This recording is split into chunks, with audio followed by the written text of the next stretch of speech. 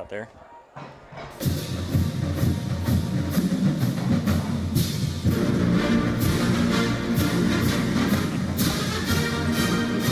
It's time now for Fort Leboeuf Bison football coverage on the sunny 105.7 Corry Federal Credit Union Sports Stream. Visit sunny1057fm.org for all of the action all season long. Brought to you by the Corry Federal Credit Union at corryfcu.org. Additional support comes from Brozell Construction, Family Inc. Innovations, Leboeuf Creek Cattle, Waterford Beverage, Wagon Wheel Bar and Grill, High T Fence Systems, O'Brien Transmission, J.H. Napa Auto Parts, Jim Brozell Construction, Wise Physical Therapy, and Al's Appliance Sales and Service. Hello everybody, good evening, and welcome to tonight's game. I'm Ben Brozich, and this is my first time behind the mic with my new partner, Doug Gilghrist. Thanks, Ben. As he said, I'm Doug Gilghrist. We're going to bring you all the action here from Meadville High School. And both teams tonight, we should be in for a good game tonight. Both teams trying to bounce back from playoff losses last year. The Bison coming off a 6-4 season and a loss to Corry in the first round of the playoffs, while Meadville is coming off a 6-6 season, and they lost in the District 10 championship game last year to General McLean. Okay. And head-to-head, the Bulldogs beat the Bisons last year. So when we're looking at this, we're looking for the keys of the game. We're definitely looking for turnovers. What team is going to get the most turnovers? Short fields usually equal points. Who are going to be the star players this year for each team? Who's the biggest? Who's the strongest? Who's the fastest? Who's going to own the clock? If you don't have the ball, you can't score. And the longer you hold on to it, that's really the best defense. So we're looking for those keys of the game today. Absolutely. And these two teams, this is the second straight year that these two teams have opened up the regular season together, as Meadville won last year's contest 41-27. Fort Leboeuf is going to have to contend with a major loss from the last year's team, Damian Blos, who rushed for over 1,000 yards last season, and they lost him to graduation. And in this game last year, he had 152 yards rushing and 3 touchdowns. On the other end of the ledger, Fort Leboeuf is going to have to stop Jordan Lawrence, who rushed for over 1,300 yards last year. And he's back and looking for more. So he's going to be a big key to stop for Fort Leboeuf. Yeah, I'm very interested to see how the underclassmen perform as they become seniors. Some of the sophomores will be playing become juniors. And the size that they get in the weight room as they get older in the high school makes a huge difference. So I'm really curious to see who steps up and who shines during this game. And both teams, too, both teams have very young rosters coming into this game, as a lot of freshmen and sophomores on these rosters. So this will be a lot of these players' first experience in a game situation. So, well, and the best part about being young is you don't know what you don't know. Absolutely. And if you're lucky, you're a young kid who doesn't know to be nervous. Yep. And if you just go out there and trust your instincts, usually some good things can happen. Absolutely. That's I think we're in for a good one here tonight. So the band's out on the field. We got about 5 minutes till kickoff. Now, I was able to see a couple of the Bison football games the last couple years, and the one thing that I've really noticed is they always bring high energy. They always have a great tempo, and their coaches teach them to be physical. Mm-hmm. So what I'm really interested in seeing is how well they perform in the third and fourth quarter. Do they still have that energy left? How does their training come into play? How's their technique when they get tired? As Chuck Noll used to say, I'll quote Chuck Noll, being tired makes cowards of us all. And the older I get, the more that is true. Absolutely. I know what you mean. But, okay. And we're getting ready for the national anthem here. And we are going to listen to our sponsor. Support for Fort Leboeuf Bison football play-by-play on the sunny 105.7 Sports Stream is provided in part by the Corry Federal Credit Union. The Corry Federal Credit Union would like to wish the Bison the best of luck this season. The Corry Federal Credit Union has been serving the community since 1958. They offer a wide range of financial and banking services for you or your business. The Corry Federal Credit Union is located at 728 Worth Street in Corry, 56 North Main Street, Union City, 315 Main Street in Spartansburg, and online at corryfcu.org. The sunny 105.7 Sports Stream thanks the Corry Federal Credit Union, a not-for-profit organization, for their support of Bison football play-by-play. Support for this broadcast is provided by Family Ink Innovations, specializing in screen printing, banners, yard signs, and much more. Located at 319 High Street in Waterford and 104 West Smith Street in Corry, and online at FamilyInkInnovations.com. Phone 814-462-6628. The Sunny 105.7 Sports Stream thanks Family Ink Innovations for their support. Fort Leboeuf football coverage on the Sunny 105.7 Corry Federal Credit Union Sports Stream is brought to you by Leboeuf Creek Cattle. Phone 814-572-7979. Waterford Beverage at 12001 Peach Street. Phone 814-796-2507.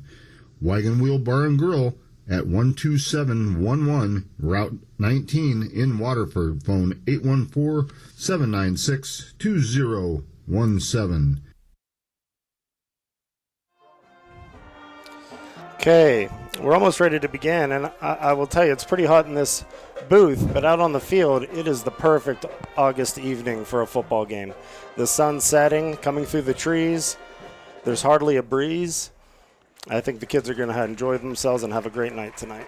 Definitely. Good night to start the season here. And we're down to about 2.5 referees coming out to the middle of the field for the coin toss.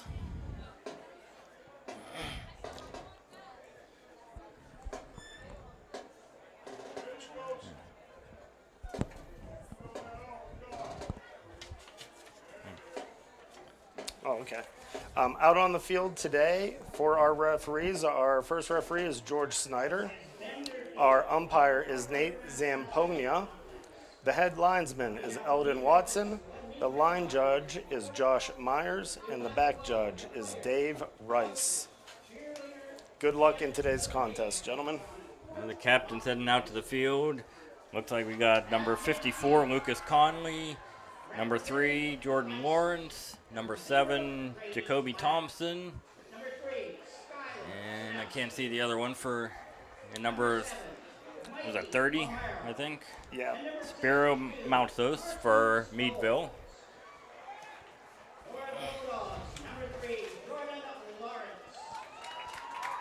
And I can't quite see the Fort Leboeuf captains.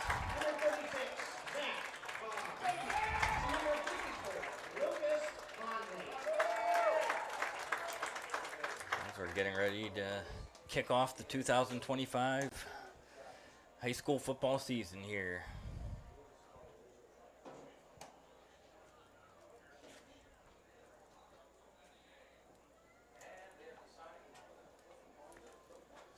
Okay. Looks like Fort Leboeuf won the toss and they deferred to the second half. So Meadville will receive the opening kickoff. They shake hands and head back to the sidelines.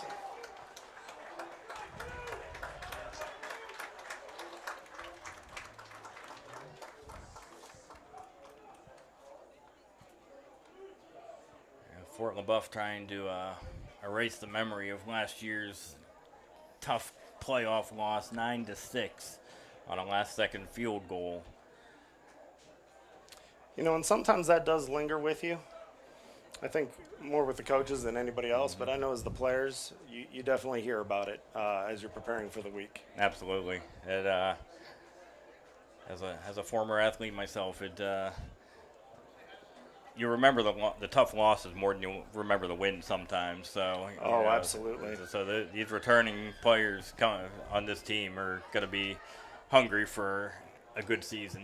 If I'm seeing correctly, please forgive us where our booth is. It's hard to see down in the end zones. I think I see number 3 and number 2 to receive the kick. Number 3 is Jordan Lawrence. Number 2, Tamir Phillips.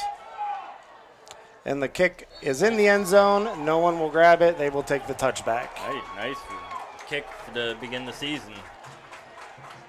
You don't often see touchbacks in high school football that go into the end zone untouched on the fly. So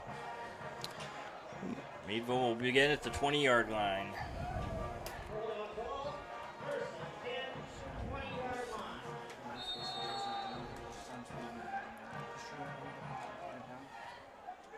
And is that number 7 at quarterback? Yeah. Yep, Thompson. Jacoby Thompson at quarterback. Number 3 at halfback, Jordan Lawrence.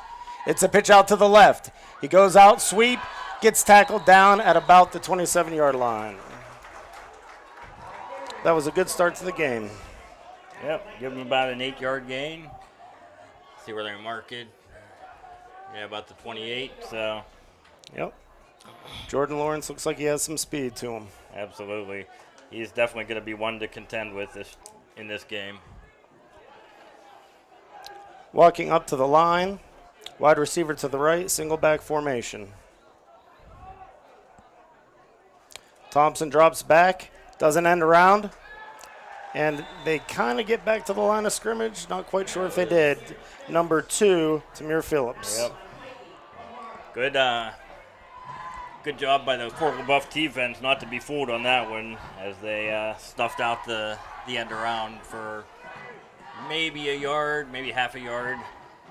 We'll give them no gain on that one, probably. Okay, one receiver to the left, even line, single back formation.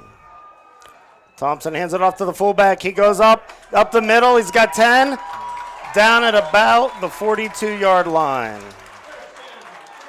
Good burst up the middle by Lawrence there, as he gains about 13 on that one to give him the first down of the game. Looks like they might be running the read option tonight. Absolutely. But yeah, that Fort Leboeuf's going to have to contain that little quick hitter there, because Lawrence has some speed. Once he gets into that secondary, it's going to be tough to catch him. Single back formation, wide receiver to the right. Man in motion. Handoff, end around. Number 2 heading down. Got a 5-yard gain on the right side of the field at about the 45-yard line. Good tackle there by the Fort Leboeuf defense. But Meadville's having a lot of success on the ground so far. That's going to be something that Fort Leboeuf's going to have to shore up here as the game goes on. You can see that Phillips and Lawrence are going to be some of their workhorses this year. Absolutely. Wide receiver to the right, single back formation again. Handoff to the fullback up the middle. He bounces it outside, down to the opponent's 45-yard line, and he got a shoestring tackle. He tried to hurdle a defender there, almost did it, but he still got up to about a gain of about 10. Oh, flag on the There's a flag on the field. field. So that's going to move it back.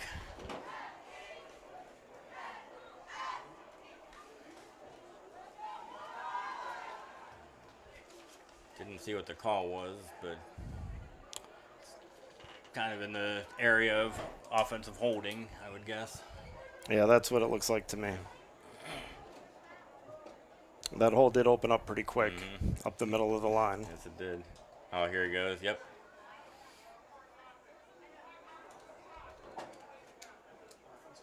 Looked like it might have been an offensive face mask. Okay. So That'll open the hole too. yeah. Getting some hands to the face. I will tell you, I'm looking down there at Meadville, and number 78 is a very large football player. I'm wondering if he's going to help set the tone for the rest of this game. Yeah, absolutely. Playing left tackle, Hudson Palmero. 6'3", 315 pounds. Hand up to the fullback up the middle.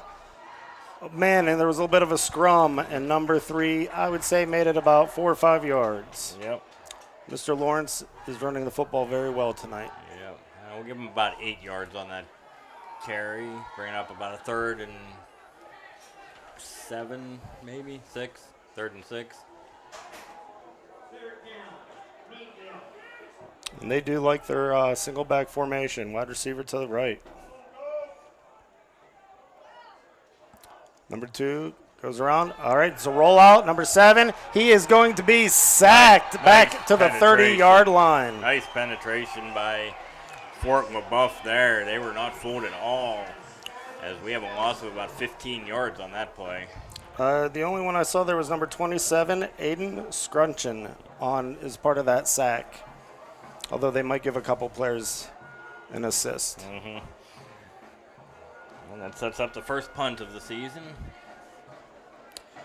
Very interesting. When you're running the ball that well, you would think that doing a rollout would work, but penalties even everything out. Absolutely. They kind of wipe out that tone you said earlier on. Yeah. Sets up a 4th and 21. And the quarterback will be punting also, Jacoby Thompson. Yeah, I would hope. And they are calling a timeout. Fort Leboeuf football coverage on the Sunny 105.7 Corry Federal Credit Union Sports Stream is brought to you by High T Fence Systems in Waterford. Online at hightfenceinc.com. O'Brien Transmission Service in Youngsville. Phone 814-563-7120. J.H. Napa Auto Parts in Corry, Union City, and Waterford. Online at napaonline.com.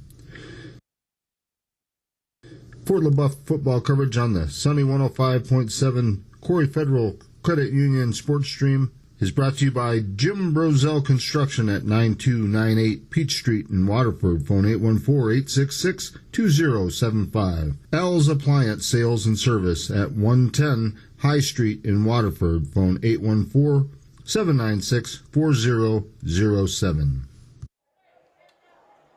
Okay, and we are back out of the timeout. Number 7, Thompson, is going to be punting as well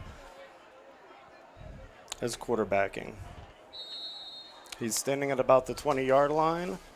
The Bison have a man ready to return the punt at about the 33. I cannot see his number at the moment.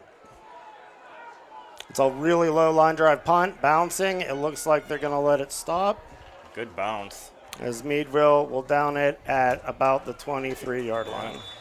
Yeah, he turned a subpar punt into a good one with a nice, about a 20-yard roll there.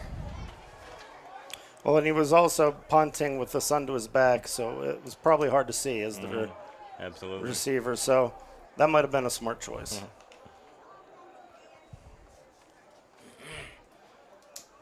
Fort Leboeuf comes out for their first offensive series of the season.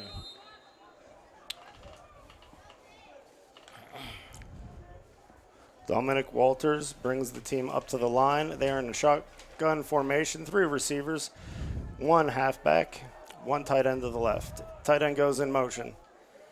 Walters rolls out to the right, throws a pass to 27.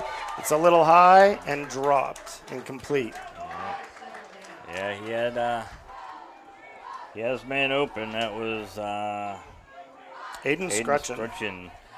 And Walters did some quarterbacking last year, played about half the games. Okay, same 2 receivers, 2 halfbacks, 1 tight end in shotgun formation. Halfback goes in motion. It's a handoff to halfback number 3, and he gets about 2 yards on that play. Yeah, not a whole lot going for Skylar Sadowski on that play. It's about 2 yards up to the 25. Yeah, this early in the season, it's hard to find your timing. But you can tell both teams are well coached and they know what they want to do. Absolutely. For Leboeuf's first third down of the season. All right, 2 receivers. Spread out, 2 closer to the line. He's under center.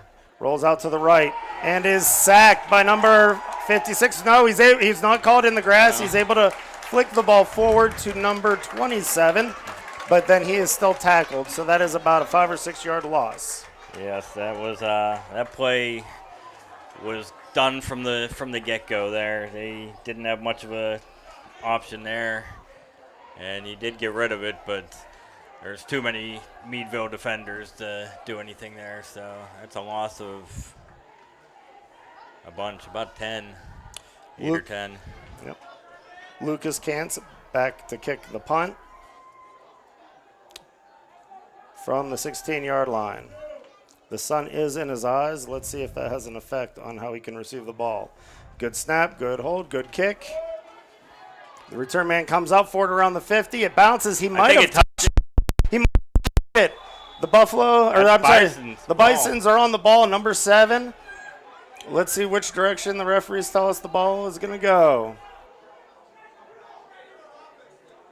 It looks like he's keeping it with Meadville. But okay. That was awfully close. It looked like it might have touched the kicker or the receiver, and then the Bisons jumped right onto it.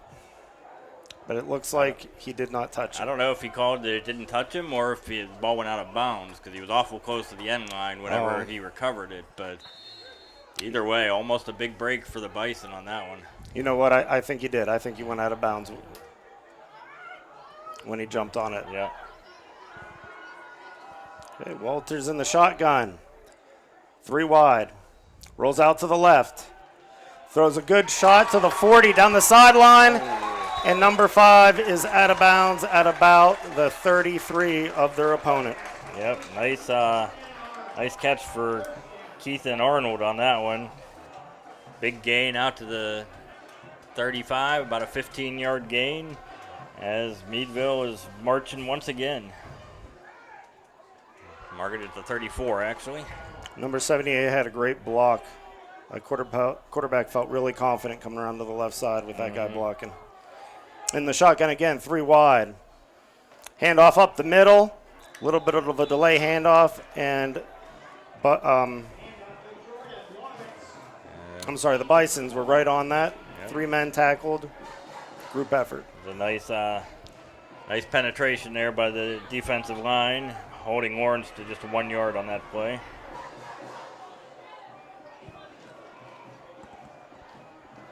Bringing up a 2nd and 9. In shotgun form, 2 receivers to the right, 1 to the left, 1 tight end, and a halfback. Quarterback keeper up the middle. A big hole. He's dragging people along. Down at the 26-yard line, out of bounds as they pushed him out to the left. That was a nice, he didn't get credit for the tackle, but Caden Milner held him up, number 55, and that allowed his teammates to come over and help and hold it to just a 4-yard gain.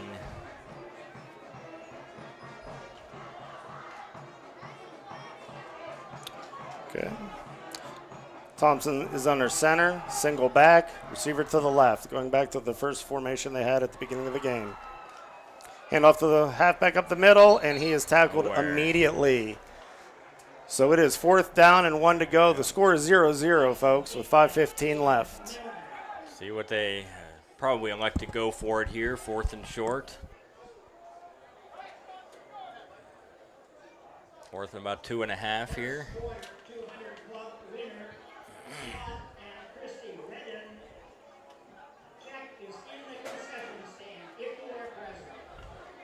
Play clock down to 14 already. In shotgun formation, 2 halfbacks in the backfield. Everybody else is on the line. Oh, I'm sorry. It was under center. Had 3 halfbacks. They were in the T formation. Number 7 ran it out to the left. It's going to be close. And they're going to give it to him. They're moving the chains. He just barely got enough. Yeah, that was the T formation. I apologize. Yep. I was confused there too. I didn't see the quarterback under center there. So 1st and 10, ball on the 24. Big 4th down pickup there to keep the drive moving. 4:20 in the first quarter. In the shotgun formation, 1 halfback, 2 wides to the right, 1 to the left. Another QB keeper up the middle. Ooh, he gets him out with a lot of guys. Some get twisted up pretty good. Yep, he got bent backwards there a little bit. Yeah.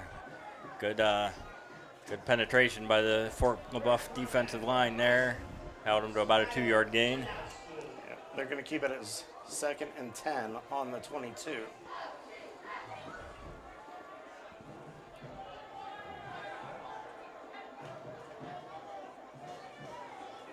As they come up to the line, 2 receivers to the left, 1 to the right, 1 tight end, and a halfback.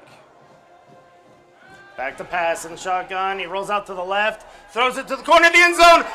Jack Number with the touchdown going over the defender, Tymere Phillips. That was a heck of a catch by Phillips as he out-jumped and out-fought the defensive back on that one. And the sun was in his eyes, too. Absolutely. Battling the sun and to keep his feet in bounds while battling the defender. You're not going to see much better a catch than that in high school football. Yeah, where we are in the booth, it's hard to get that corner of the football field, so hopefully our cameraman was able to, but he might have had to have hung out of the booth a little bit. But it was a great catch. And the kick is up, and it is good. 7-0 Meadville, with 3:25 left in the game. Support for Fort Leboeuf Bison football play-by-play on the sunny 105.7 Sports. Support for Fort Leboeuf Bison football play-by-play on the sunny 105.7 Sports Stream is provided in part by the Corry Federal Credit Union. The Corry Federal Credit Union would like to wish the Bison the best of luck this season. The Corry Federal Credit Union has been serving the community since 1958. They offer a wide range of financial and banking services for you or your business. The Corry Federal Credit Union is located at 728 Worth Street in Corry, 56 North Main Street, Union City, 315 Main Street in Spartansburg, and online at corryfcu.org.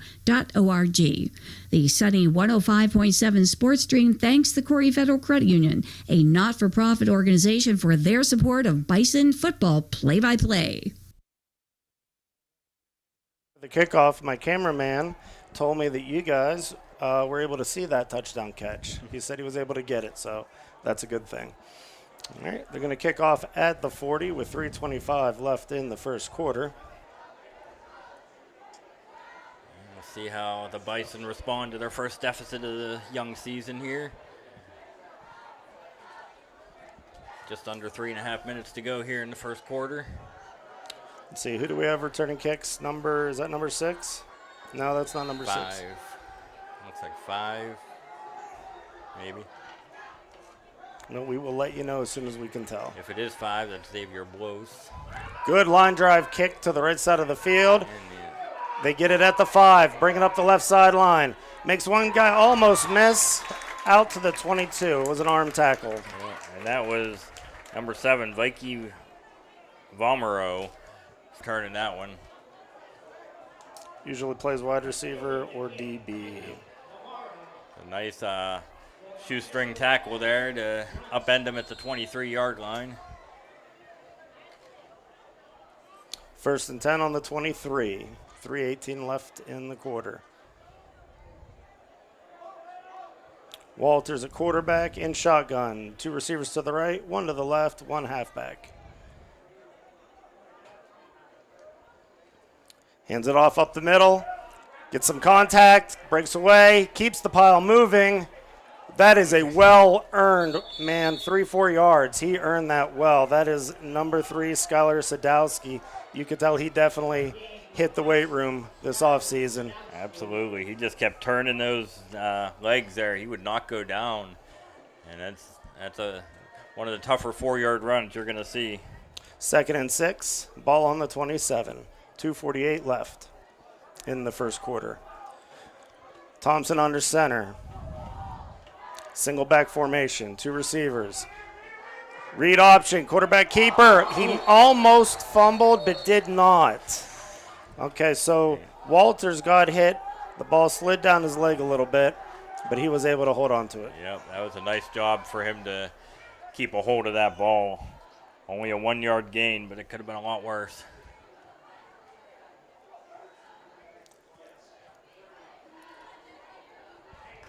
Third and 4, ball on the 29.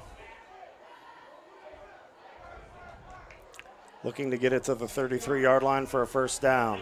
3 receivers to the left, 1 to the right, shotgun formation, and halfback in the backfield. Man goes in motion. It's a fake handoff. QB roll out to the right. Gets away from a few tacklers, gets hit, out of bounds, pushed out by number 40, but has the first down.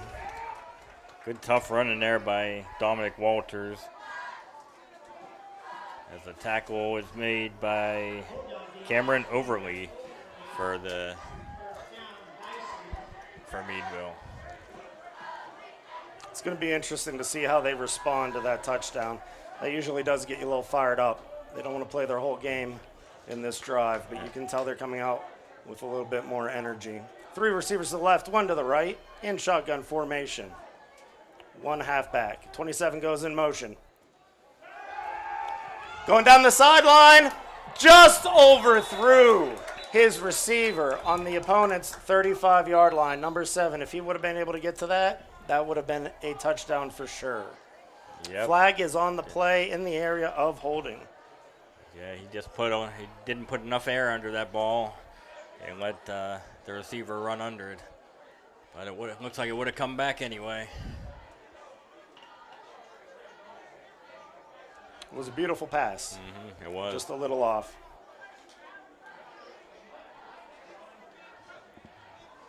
Not quite a Russell Wilson moon ball, but he wasn't throwing it that deep, so. Yep.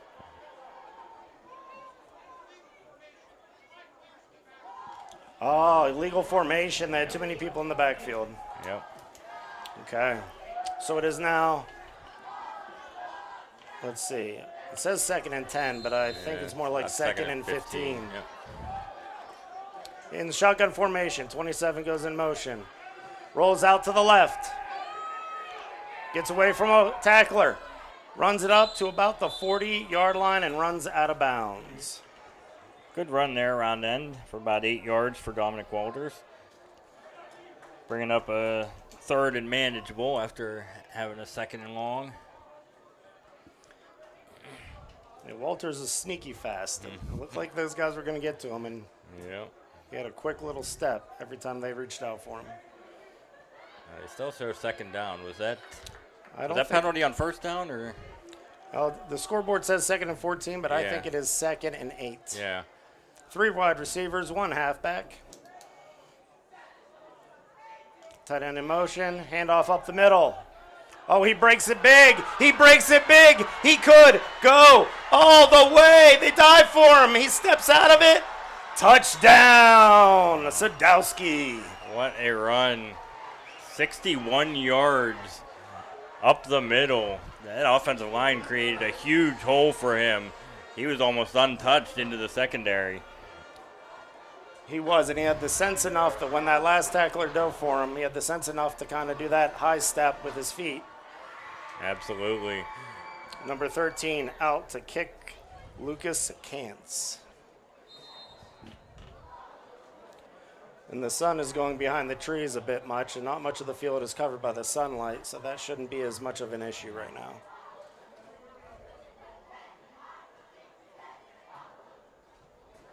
And the field goal is good. So we have 1:19 left in the first quarter. The score is tied 7-7. Support for this broadcast is provided by Family Ink Innovations, specializing in screen printing, banners, yard signs, and much more. Located at 319 High Street in Waterford and 104 West Smith Street in Corry, and online at FamilyInkInnovations.com. Phone 814-462-6628.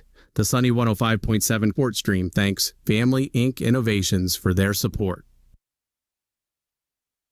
Fort Leboeuf football coverage on the Sunny 105.7 Corry Federal Credit Union sports stream is brought to you by Leboeuf Creek Cattle, phone 814-572-7979. Waterford Beverage at 12001 Peach Street, phone 814-796-2507. Wagon Wheel Bar and Grill at 12711 Route 19 in Waterford, phone 814-796-2017. Okay, and we are back after a message from our sponsors. They are getting ready to kick the ball off at the 40-yard line. After the first two drives, I wasn't sure that this was going to be a high-scoring game, but at this point, Absolutely. I think it turned into just about anything. Yep. 13 runs up to the ball, gives it a nice kick. It is high, a little short at the 10-yard line. They bring it up the middle, make one tackler, bring it away. He's down to the The kicker is the only one he has to beat. Touchdown. Number 2. Tamir Phillips scores again. Didn't he score that first touchdown? He did. Oh, he's working his way to player of the game. Oh, there is laundry on the field. It is coming back. Oh, that hurts. Phillips with a 91-yard kickoff return. And it is coming back as the flag is sitting at the 19-yard line. I will say Mr. Phillips has size and speed. Absolutely. Once he broke through that first wave, he was gone. There was nobody going to catch him. Yeah, we're trying to see what they're going to do at the moment. I don't think the players are sure what they're doing at the moment. Legal contact. So that'll be marked off half the distance from the 19, it looks like. Block in the back, basically. Yep. A couple fans here are not pleased with that call. We are in Meadville, so that's to be expected. Yes, we're right above the Meadville stands, so we can hear a lot of what is being said. Unfortunately, we don't have the benefit of replay to see exactly how egregious that penalty was. Now, I'm really curious to see how they overcome, because sometimes penalties can take the steam out of you when you have a play like that. Absolutely. And And they're marking it back all the way to the about the 9.5-yard line. And I didn't even get to recap the last touchdown before we got to that one. The Bison drove the field in just 2 minutes and 6 seconds on that last touchdown drive. Single back formation, QB under center, receiver to the left. Wingman goes in motion. It is handed off to the wingman. He's going up the left side. Has 3 tacklers.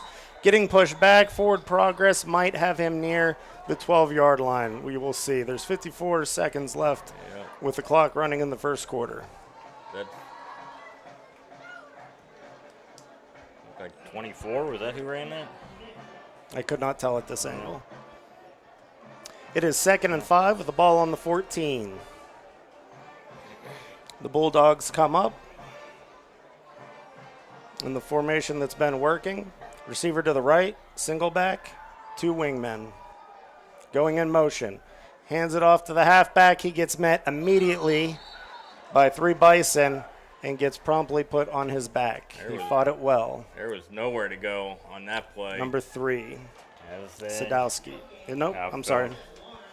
Number 3, was that Lawrence? That's Lawrence.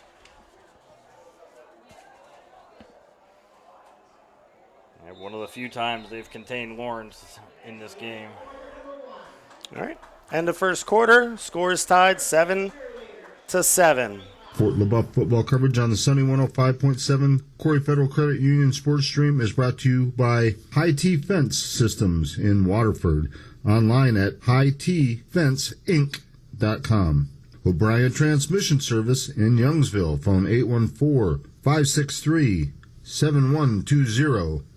J.H. Napa Auto Parts in Corry, Union City, and Waterford. Online at napaonline.com.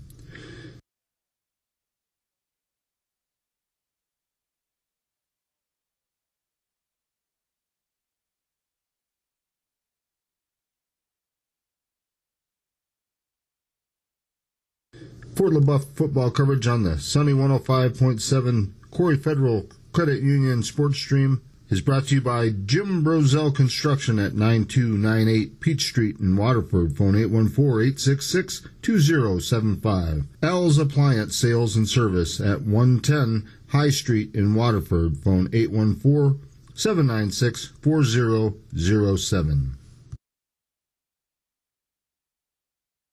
Support for Fort Leboeuf Bison football play-by-play on the Sunny 105.7 Sports Stream is provided in part by the Corry Federal Credit Union. The Corry Federal Credit Union would like to wish the Bison the best of luck this season. The Corry Federal Credit Union has been serving the community since 1958. They offer a wide range of financial and banking services for you or your business. Okay, we are coming back to the field. 12 minutes in a high school quarter. It is 3rd down and 6 to go on the 14 in the second quarter. They could be under center, man in motion, pitch to the right. Ball is fumbled, hit, it's still loose. Fort Leboeuf got it. Looks like they do. They had more men around the field, around the ball. Yes, they did. They do. And that is one of the keys of the game. Absolutely. Ball control and short field, and they absolutely got that. I didn't see who jumped on the ball, but they had about 4 guys around it as they will start this drive at the 2-yard line. So 1st and 2nd with the ball on the 2. Well, if your favorite number is 222, you're in good shape. My assumption, although I don't know this, would be that they're going to run the ball up the middle about 3 straight times. Oh, they know. See, this is why I'm not the coach. They have 2 receivers to the left, 1 to the right in shotgun formation. Ball handed up the middle. Oh, they did, just out of a shotgun formation. Number 3 is tackled. Stop before progress at about maybe the 1-yard line. They might have gained a yard. Let's see where they mark it. Still about the 2, so no gain on that one. Now, am I correct that they have number 5, Xavier Blows, at quarterback there? He was in the backfield, yeah. Okay, so maybe they were looking for a read option. Yep. So maybe that was the Trying to switch things up here in the short yardage situation. the Wildcat, is that what they call that? Absolutely. 2 receivers to the left, 1 to the right. Xavier Blows at QB again. Snap back, he capped it, runs it in up the middle, touchdown, Blows. And Blows did play some quarterback last year, so this is not totally unfamiliar to him. So he runs the ball up for a touchdown, and what a turn of events. Going from a 91-yard kickoff return for Meadville to a non-touchdown and a touchdown the other way for Fort Leboeuf, all within a span of less than 2 minutes. Number 13 ready to kick the ball. Cans kicks it. It is up, and it is good. 14-7. Fort Leboeuf in the lead. Support for Fort Leboeuf Bison football play-by-play on the Sunny 105.7 Sports Stream is provided in part by the Corry Federal Credit Union. The Corry Federal Credit Union would like to wish the Bison the best of luck this season. The Corry Federal Credit Union has been serving the community since 1958. They offer a wide range of financial and banking services for you or your business. The Corry Federal Credit Union is located at 728 Worth Street in Corry, 56 North Main Street, Union City, 315 Main Street in Spartansburg, and online at corryfcu.org. The Sunny 105.7 Sports Stream thanks the Corry Federal Credit Union, a not-for-profit organization, for their support of Bison football play-by-play. Okay, and we are back. And after what happened on the last kickoff, the first kickoff of the game went into the end zone. It might be wise to try to kick it into the end zone here. Keep that away from Tymere Phillips. Okay, turnovers can definitely be a tone setter in football games. And a lot of times when you get one, the team really starts looking for more. Yep. So let's see if they're going to be going for that. Last year's matchup between these two teams had a combined 68 points. It looks like we might be headed for that again this year. Phillips and Lawrence back to take the kick.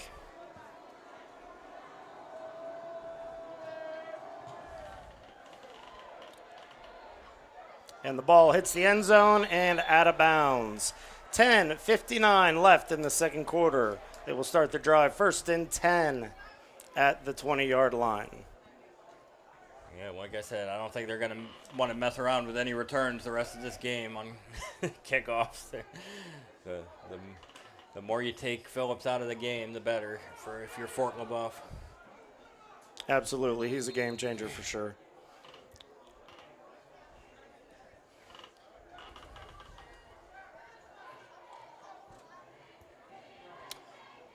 Jacoby Thompson in the shotgun. Lawrence at halfback. 2 receivers to the left, 1 to the right. Man goes in motion. It's handed off at the end around. Number 2 takes it up the right side. Gets pushed out of bounds at about the 26-yard line. Yeah, no, good job to close the corner there by the Fort Leboeuf defense, not letting Phillips turn the corner.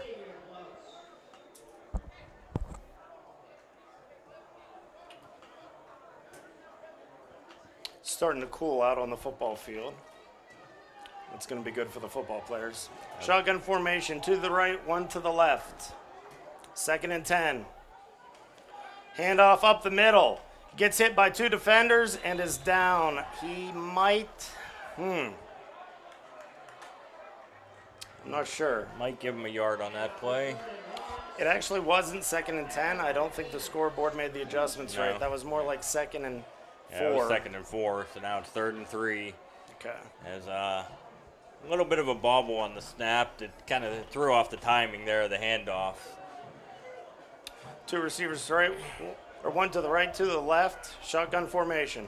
Thompson gets the snap, runs it up the middle, and he meets a wall of defenders, and I do not believe that he got it. Nope, there was nowhere to go as he needed to get to the 30-yard line. He's well short of that. And that's going to bring up their second punt of the game. 4th and 2, though. Got to be a little bit leery here of maybe a fake. Especially with the quarterback as the punter. Ball on their own 28.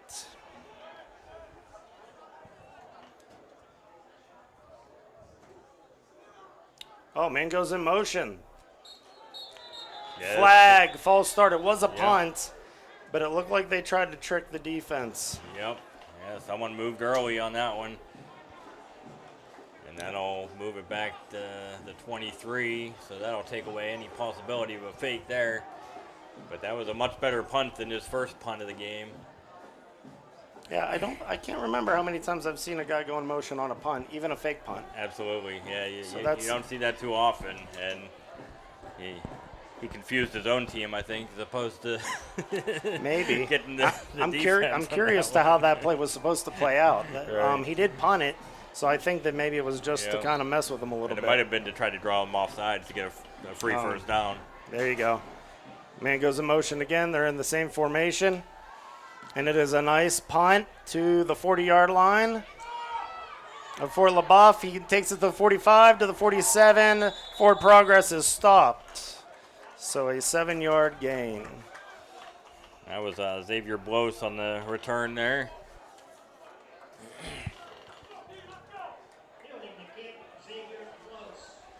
And once again, Fort Leboeuf with good starting field position. Now, Fort Leboeuf is able to eat up some of this clock.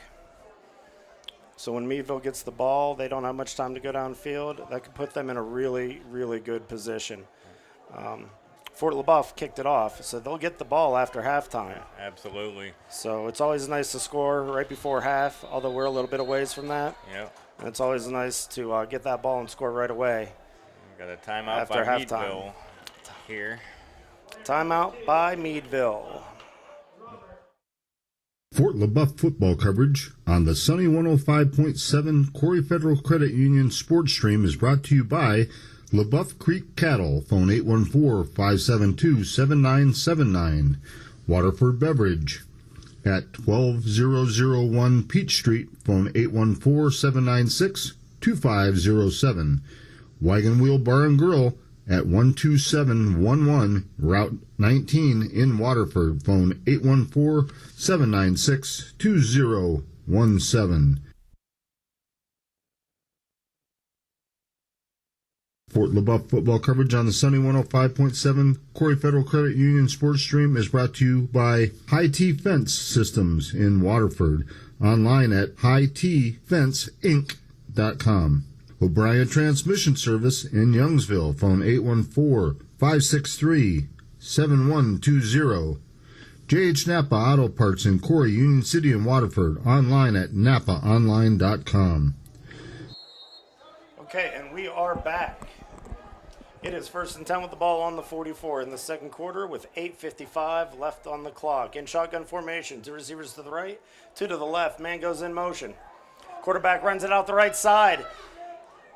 He missed one tackler, then brought down by another for about a yard. Yeah, and Walters is back in at quarterback after a brief respite on the last drive, getting about 2 yards on that gain.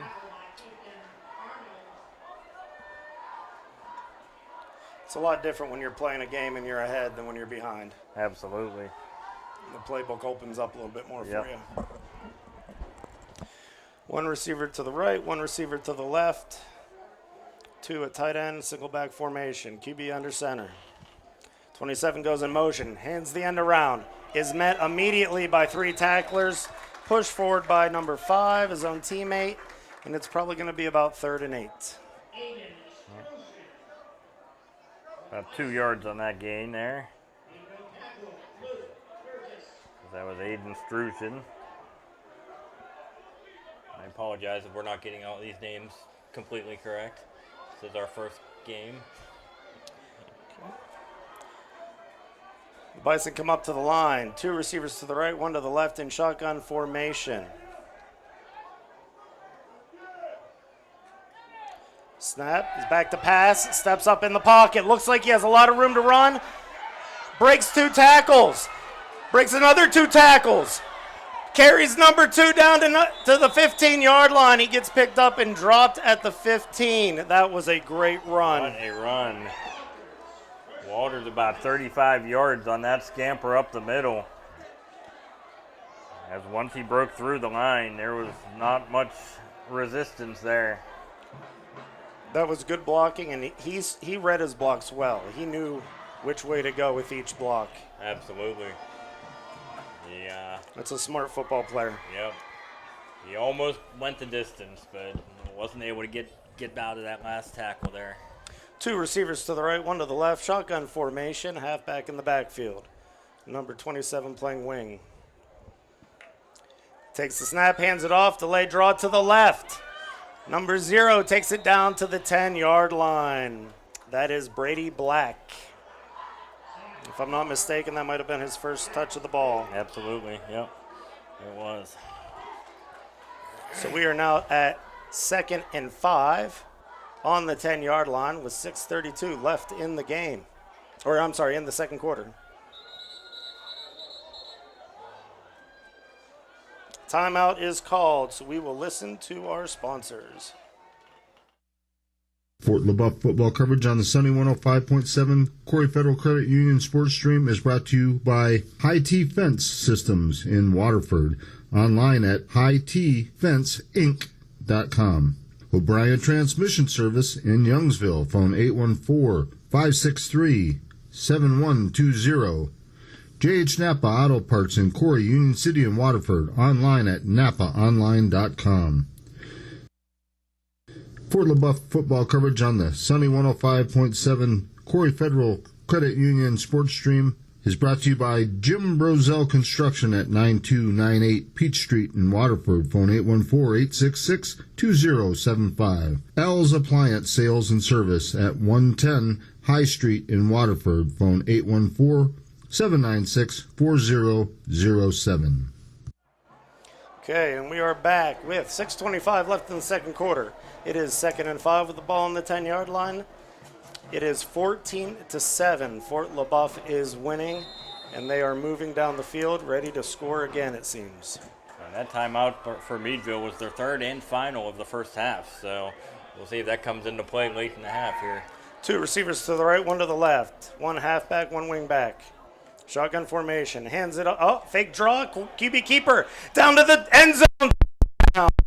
He had 2 tacklers he had to avoid, and he did. Yeah, are they marking? I don't think they gave it to him. Oh, they did. Okay, all right. I thought he was able to get the ball across before the knee came down. It looked like I thought he got in because this was the NFL. We'd be going to the replay booth on that one, but they said his knee was down at the 1-yard line. But it was a first down, so they have 4 cracks from the 1.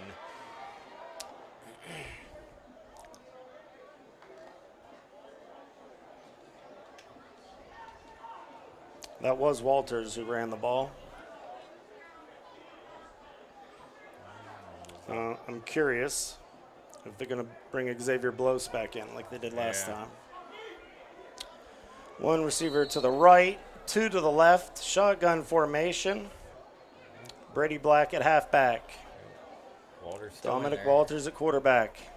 Hikes the ball, hands it off, up the middle. Touchdown, Brady Black. That time they give it to him. He had 1 tackler to beat. That hole was made really large up the middle. He bounced off him into the end zone. So we are potentially looking at a 2-touchdown lead. Kantz comes out to kick.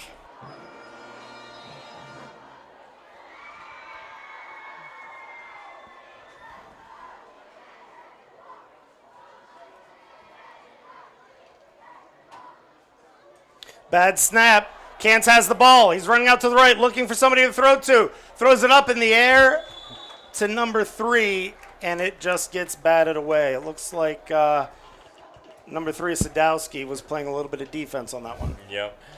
Yeah, that was a tough break there, but hopefully that missed extra point doesn't come back to bite them in the end.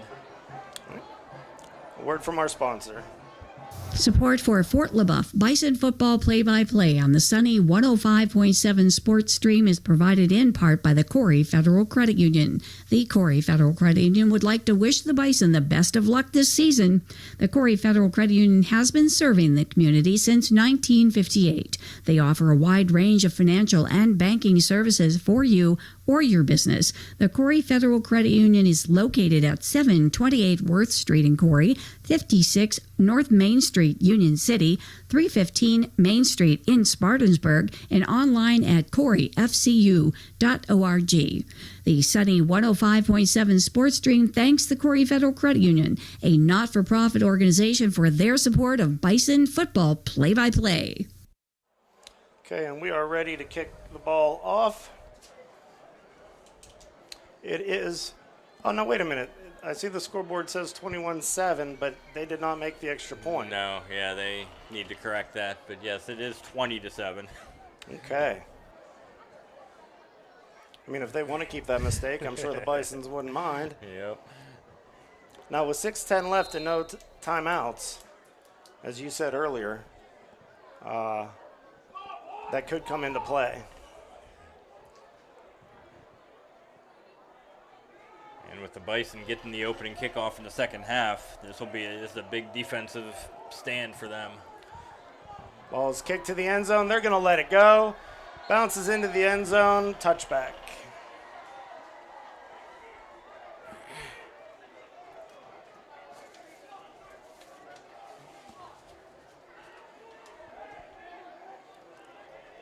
We're approaching 6 minutes to go here until halftime.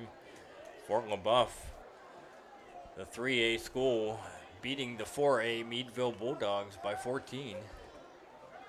I think Meadville would benefit greatly just to sustain a decent drive, to get some confidence back and put some wind in their sails. Absolutely. They need to get Jordan Lawrence back going at running back here. He's been a little bottled up here the last quarter or so. Shotgun formation. QB drops the snap and is sacked for a good, decent loss. I'm not quite sure. Number 0, Brady Black with the sack. Absolutely. There was that play was dead from the get-go on that one. They mark it back at the 10, so a 10-yard loss there. The ball hit him in the hand, so I just don't think he was ready for it yet. Yep.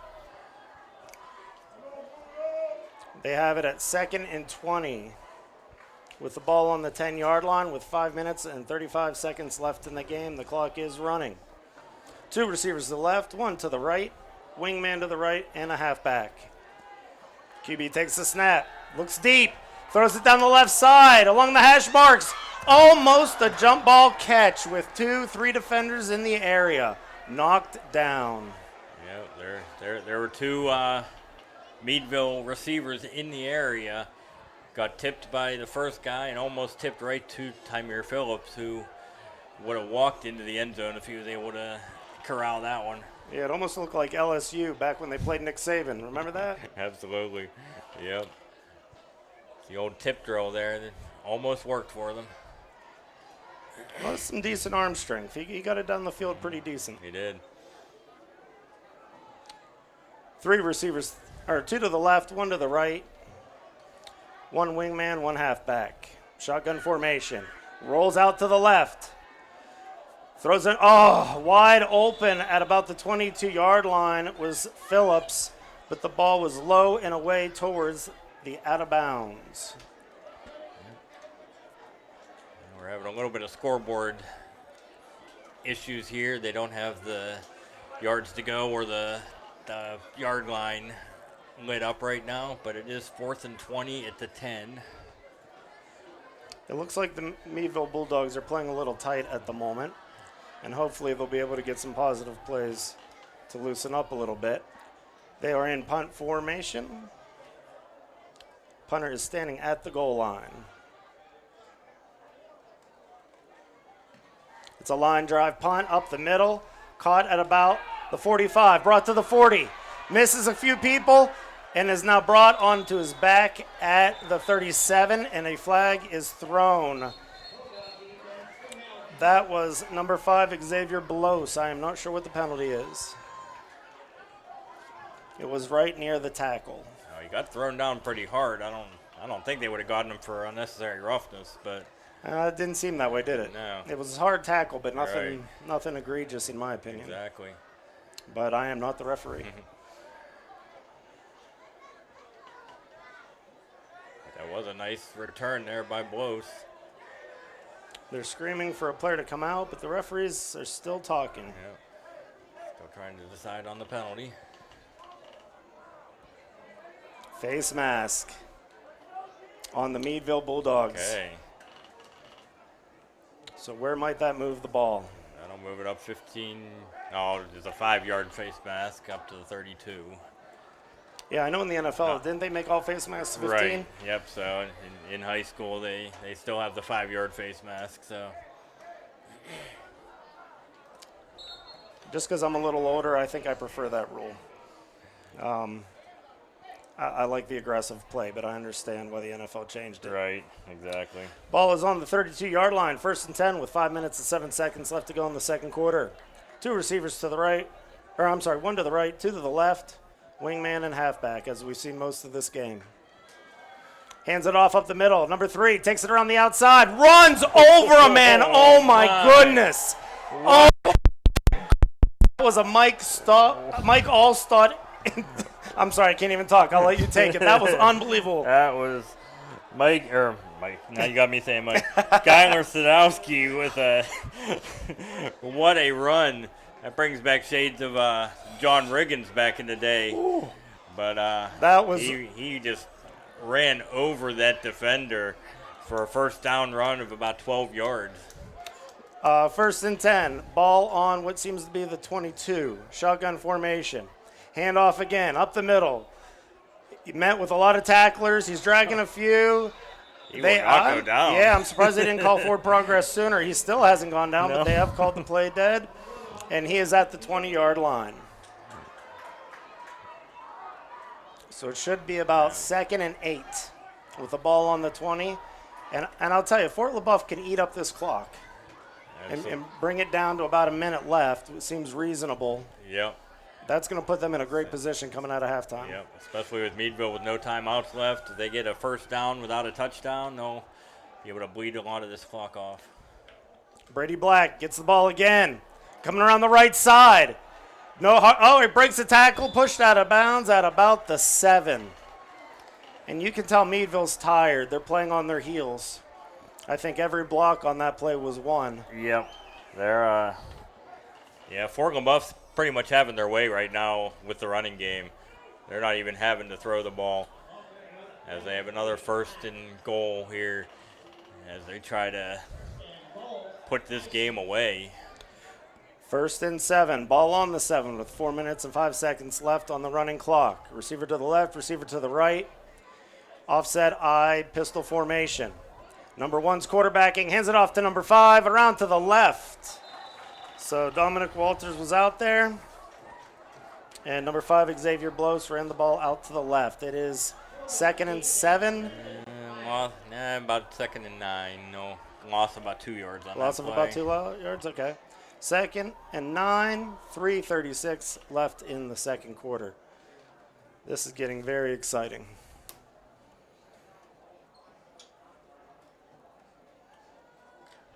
I want to see another run like that. Absolutely.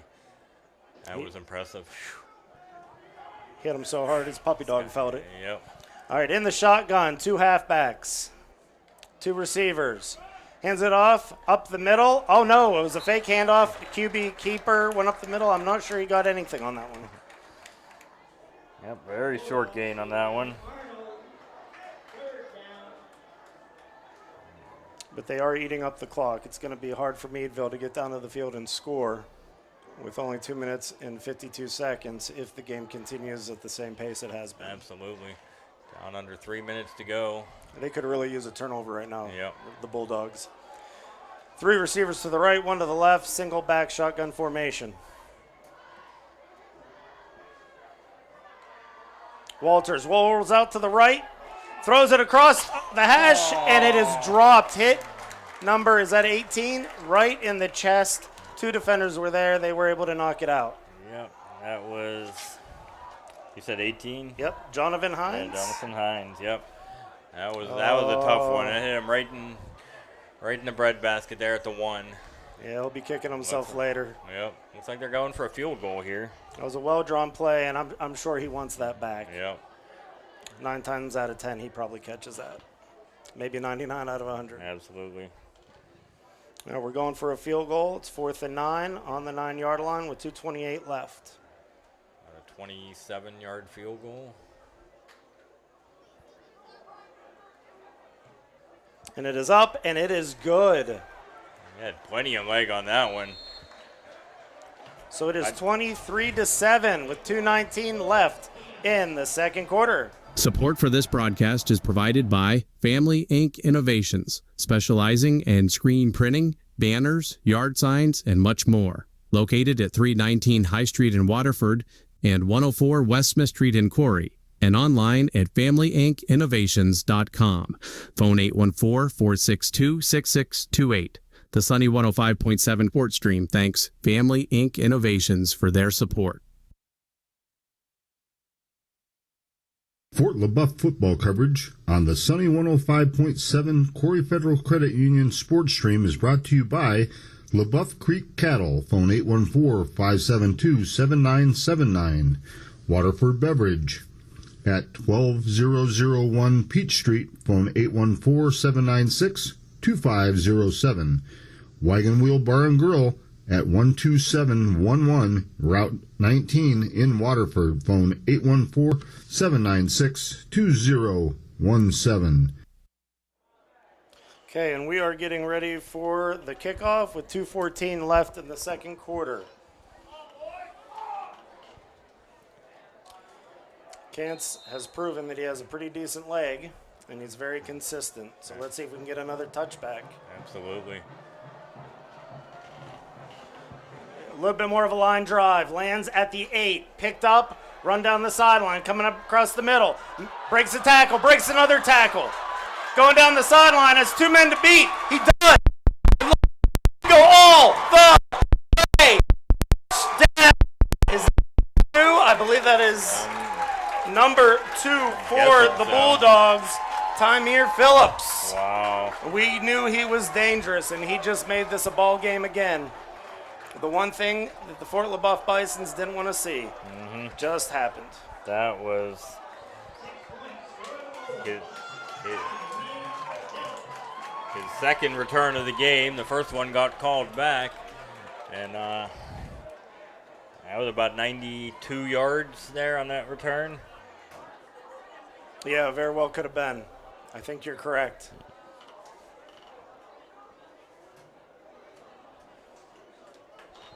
Number 27, Aiden Strutchin, I hope I'm saying his name right, is kicking. He's a left-footed kicker.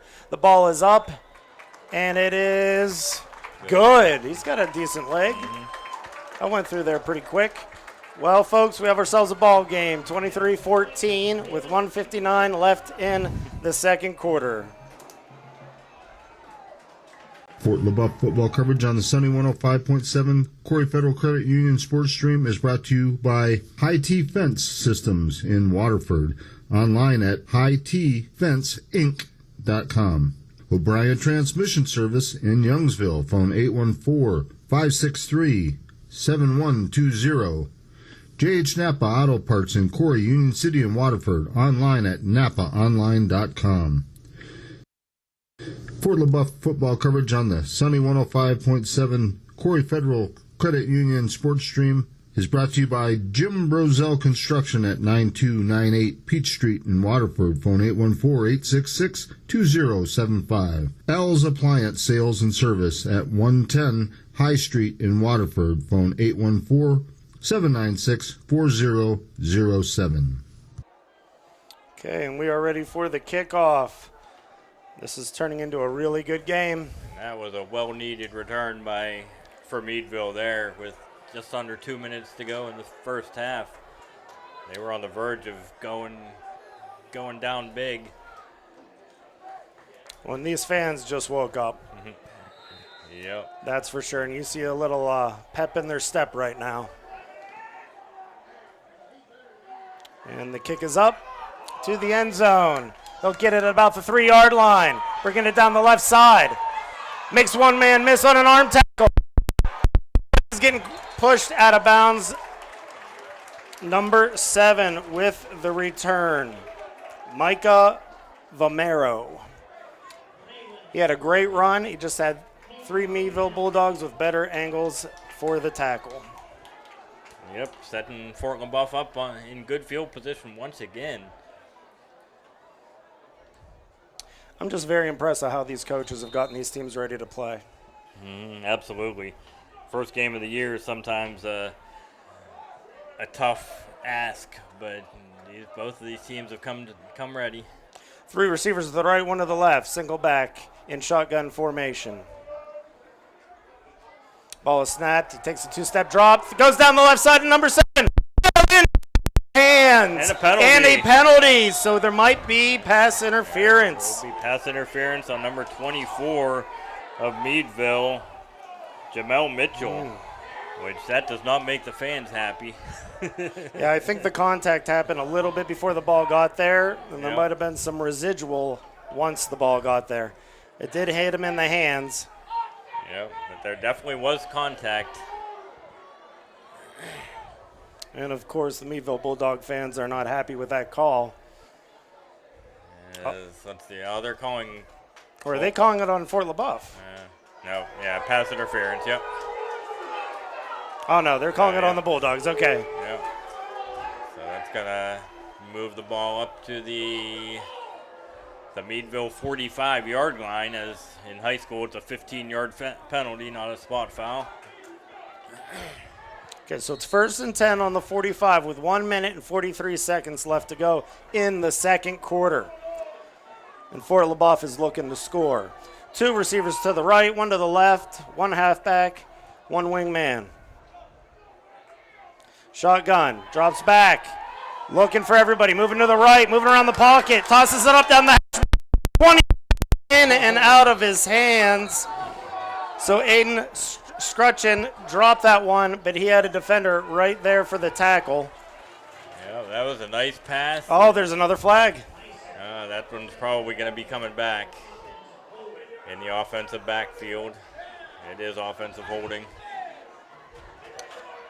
Now, I'm not saying this is what's happening, but a lot of times if the refs have a call earlier in the game and it's not quite, it could go either way, sometimes it's balanced out a little bit later. Right. I don't know if that's the case here or not, because I the hope QB not, had a lot of room to run to the right. He did. So it probably was a holding call. Yep. So that makes it 1st and 20 now. Back on Fort Leboeuf side of the field now at the 45. QB under center, 2 wide outs on either side. Rolls out to the right. Looking for the option, gets hit by number 20 on the defense. There is a flag on the play, and they do blow the whistle for stop of progress. Yep. That's in another area where it's probably against the offense here. So as well as they were playing earlier in the game, Fort Leboeuf looks like they're making a few mistakes here on this drive, which is understandable. 2-minute drill is very different than the rest of the game. Absolutely. They might decline this penalty if it is on Fort Leboeuf because there was a loss of yardage on the play. Oh, they're picking the flag up. Oh, okay. So it just goes as a 3-yard loss. Okay. So 1st and 20, ball on Fort Leboeuf's 45-yard line with 1:29 left. Well, actually, it's probably the 43, 44-yard line. Shotgun formation, 2 receivers to the left, 3 receivers to the left, 1 to the right. 1 halfback. Looks like they're making an audible at the line.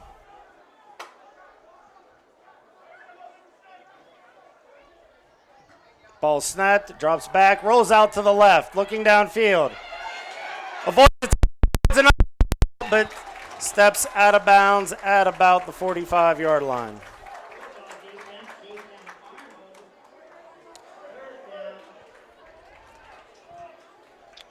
Third down, about half a mile here. About 1:03 left.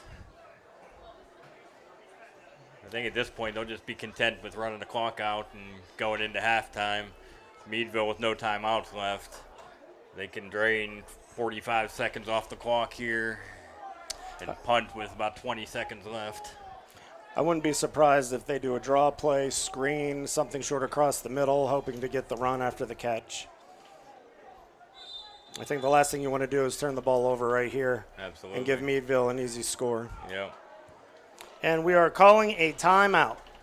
Support for Fort Leboeuf Bison football play-by-play on the sunny 105.7 Sports Stream is provided in part by the Corry Federal Credit Union. The Corry Federal Credit Union would like to wish the Bison the best of luck this season. The Corry Federal Credit Union has been serving the community since 1958. They offer a wide range of financial and banking services for you or your business. The Corry Federal Credit Union is located at 728 Worth Street in Corry, 56 North Main Street, Union City, 315 Main Street in Spartansburg, and online at corryfcu.org. The sunny 105.7 Sports Stream thanks the Corry Federal Credit Union, a not-for-profit organization, for their support of Bison football play-by-play. They're coming out of a timeout at the moment. They wanted to talk about it. The coach was probably thinking the same thing. Let's not turn the ball over. Yep. Like I said, I wouldn't even take a chance to throw on the ball here. Even an incomplete pass gives Phillips a chance for a punt return. So I would keep it on the ground, try to run as much clock off that, time off that clock. Walters under center. 2 running backs offset. Rolling out to the right. Looks like an option. It is to number 5. He breaks the tackle. He's going up. Dragged down at about the 31, 32-yard line. That was a nice pitch there. Just got it away. Who was that? Was that Blows that ran that? I believe so. Yeah. For about a 24-yard gain there. 1st and 10, ball on the 31st with a running clock at 50 seconds. Snap goes back. He throws it towards number 5 in the slot. He catches it, goes down. That might not be much of a gain at all. They're in hurry-up offense. They run up to the line. They don't have too much urgency. I think they're probably going to try to get field goal formation. And with 2 timeouts left, they still got plenty of time. Sadowski in the backfield. Shotgun pass to the right to Sadowski. He goes down the left side. Goes out. Incredibly smart play. Yes, it was. And he got out of bounds. Oh. Got the first down. Laundry on the field. Oh. Laundry on the field in the area of holding. Oh, that was such a nice play. Such a heads-up call by the coach. And with only 14 seconds left in the half, it's going to be tough. They're getting pushed back out of field goal range. With his leg, though, I'd like to see him try a 40 or 45-yarder, but right here, they move it back to the 38. So if they can get 10 or 12 yards, they might be able to attempt a field goal here. So with that big 3rd down pickup a minute ago, that set them up for possibly scoring here at the end of the half. Their kicker has a good leg, but that is an awfully long kick. In shotgun formation, 3 receivers to the right, 1 to the left. QB rolls out to the right, steps up, goes to the left, makes one guy hit, going to down to the 25, out of bounds at about the 25-yard line with 14 seconds left. And they did get into probable field goal range, although the clock only ticked off 3 seconds. I don't know if they're going to adjust the clock there or not, because I think there was 14 when that play started. That seems like that took more than 3 seconds. It did.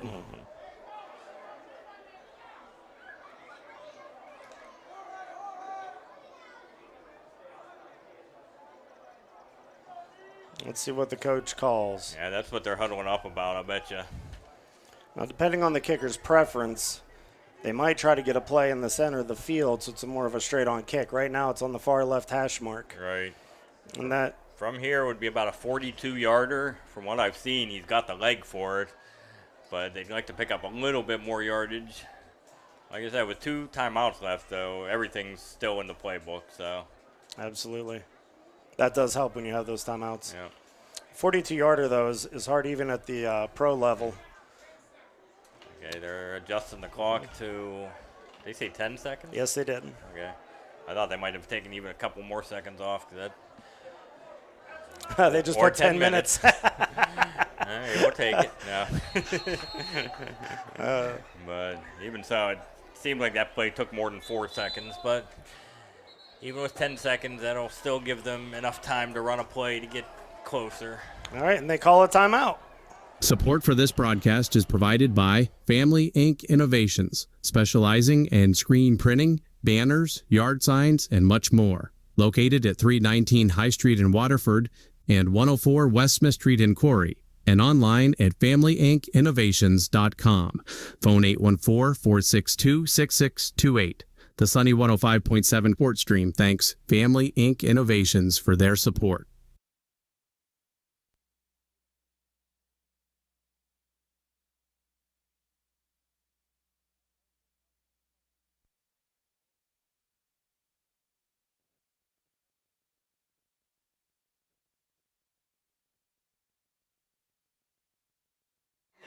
Okay, this is a long time out. Just heard the whistle blow to bring everybody back. I'm really curious what Fort Leboeuf is going to do in this situation. So it's 3rd and 4, ball on the 28, 10 seconds left in the second quarter. The score is 23-14. I apologize for not mentioning the score more often. Just been a lot of action going on here. But the one thing you cannot have happen here is a sack. You're right on the fringe of field goal range right here. A sack will probably put you out of field goal range. So any kind of pressure, you got to get rid of it to keep the ball. In their typical shotgun formation. Man goes in motion. Rolls out to the right. Goes to the end zone. Back zone. It is not caught. Broken up by 2 defenders. Great effort by number 5, Xavier Blos. And that play almost took too long, down to 2 seconds. But they're changing the clock back to 4 seconds. okay, which isn't going to matter because it's 4th down, so time for one more play regardless. But that was a tough pass into the end zone. It was double covered. And let's see if they're going to, they are going to attempt the field goal. So 42 yards is long for high school standards, but he's shown that he has the leg. He's on the left hash mark. Wipes his brow. Puts on the chin strap, lines up his kick. This is a big kick before halftime. The ball is snapped.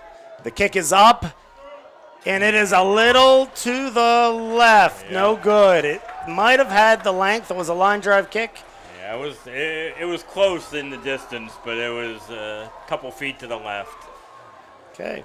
Well, ladies and gentlemen, thank you for being with us for the first half.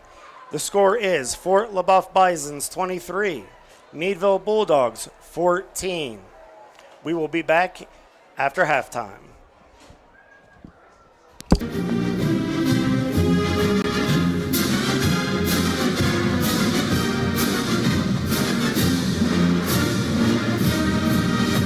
Thanks for tuning in to today's broadcast of Fort Leboeuf Bison football on the sunny 105.7 Corry Federal Credit Union Sports Stream. The Corry Federal Credit Union halftime show is coming up shortly. Please stand by. Be sure to join us all season at sunny1057fm.org. Additional support comes from Brozell Construction, Family Inc. Innovations, Leboeuf Creek Cattle, Waterford Beverage, Wagon Wheel Bar and Grill, IT Fence Systems, O'Brien Transmission, JH Napa Auto Parts, Jim Brozell Construction, Wise Physical Therapy, and Al's Appliance Sales and Service. Rich is just a really, really good guy. The term good egg isn't enough to describe him. He's also certified organic and free range. Rich puts the cap back on everything. The toothpaste, the olive oil, the shampoo, everything. He lets his 10-year-old nephew beat him at virtual tennis, even though he can straight up slay his 10-year-old nephew in virtual tennis. When the toilet paper is running low, Rich replaces the roll on the actual holder, not just on the back of the toilet. Rich is texting and driving. Rich, no. What are you doing, Rich? I was just telling everyone how great you are. Texting and driving makes good people look bad. Visit StopTextStopWrecks.org. A public service announcement brought to you by the National Highway Traffic Safety Administration and the Ad Council. If you're a business operator, there's one thing you want, and that would be for everyone to hear about your business. Maybe you're a new business, or you've moved to a new location, or maybe you have a new product, or you just want to be top of mind in your community. Sunny 105.7 has an active adult audience that wants to hear your message. You can reach our audience with our affordable advertising and underwriting programs tailored for your needs. Did you know that only half of the U.S. population is active on social media, but radio still reaches over 90% of all Americans every week, more than any other medium. Put the power of radio to work for your business. Get your message to the people that need to hear it on Sunny 105.7. Email canadotaradio@gmail.com or phone 814-732-0759 for more information. That's canadotaradio@gmail.com. Phone 814-732-0759. Put the power of radio to work for your business. Funding for this broadcast on the Sunny 105.7 Corry Federal Credit Union Sports Stream is provided in part by the Fort Leboeuf Football Boosters, supporting the Thundering Herd since the 1980s. We thank the Fort Leboeuf Football Boosters for their support. Papa, why can't we telegraph while riding a horse? Son, there ain't no one to blame but Jeffro. He was riding old Betsy the Stallion, tip-tapping away at his telegraph, when blam! Ran right into the side of the saloon. Well, if Jeffro can't do it, neither should you. Don't text and drive. Visit StopTextStopWrecks.org. A message brought to you by the National Highway Traffic Safety Administration, Project Yellow Light, and the Ad Council.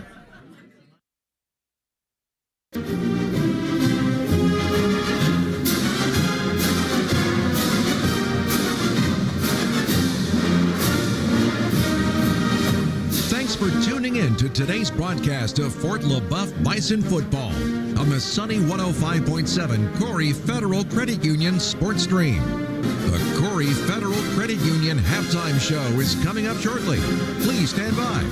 Be sure to join us all season at sunny1057fm.org.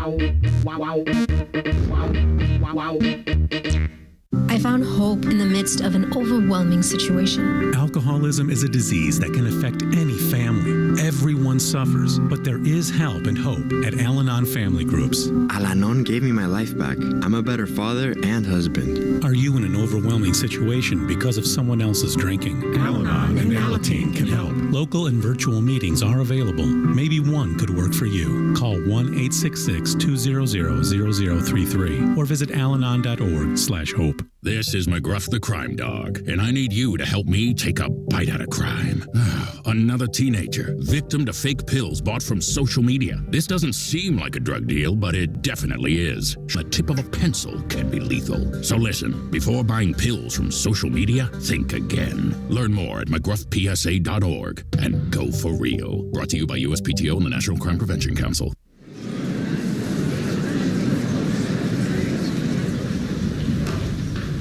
Where do my friends and other students find their voice?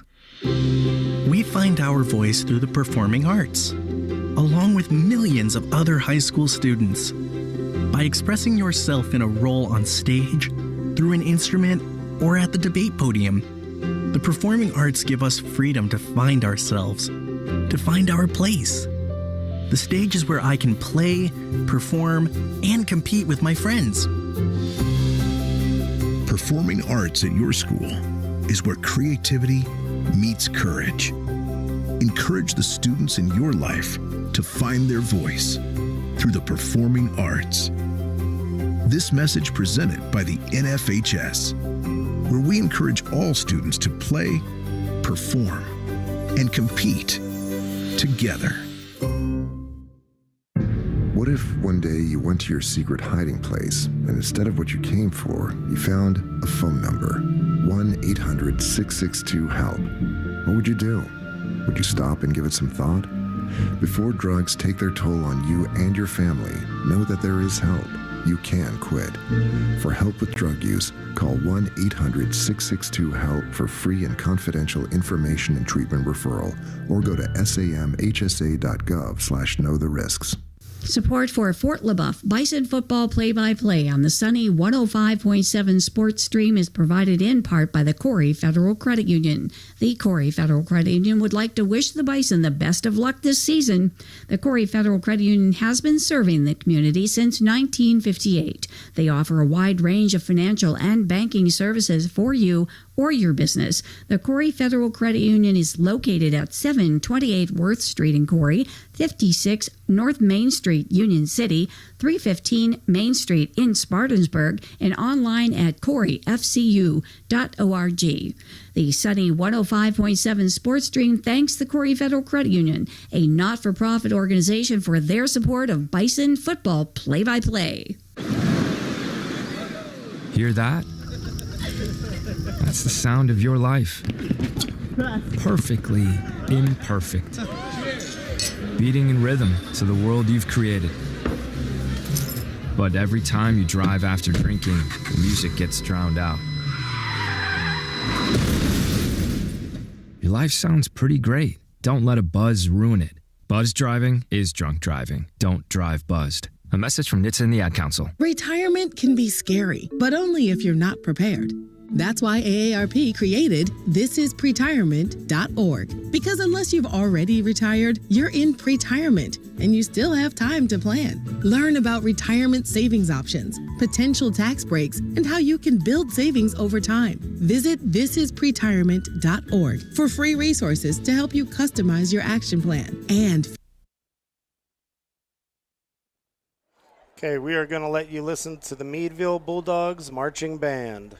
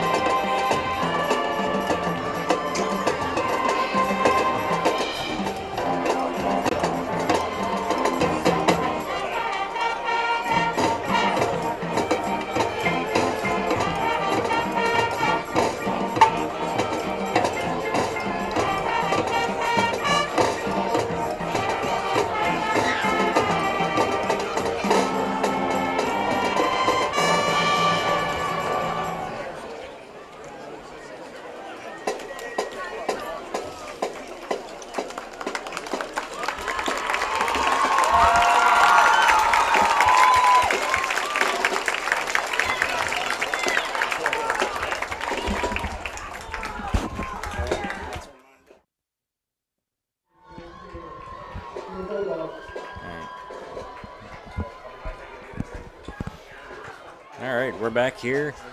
About 6 minutes remaining until the end of the halftime, as we have a 23-14 Fort Leboeuf lead over Meadville. So to recap the scoring a little bit, Meadville jumped on the board first with 3:25 left in the first quarter, as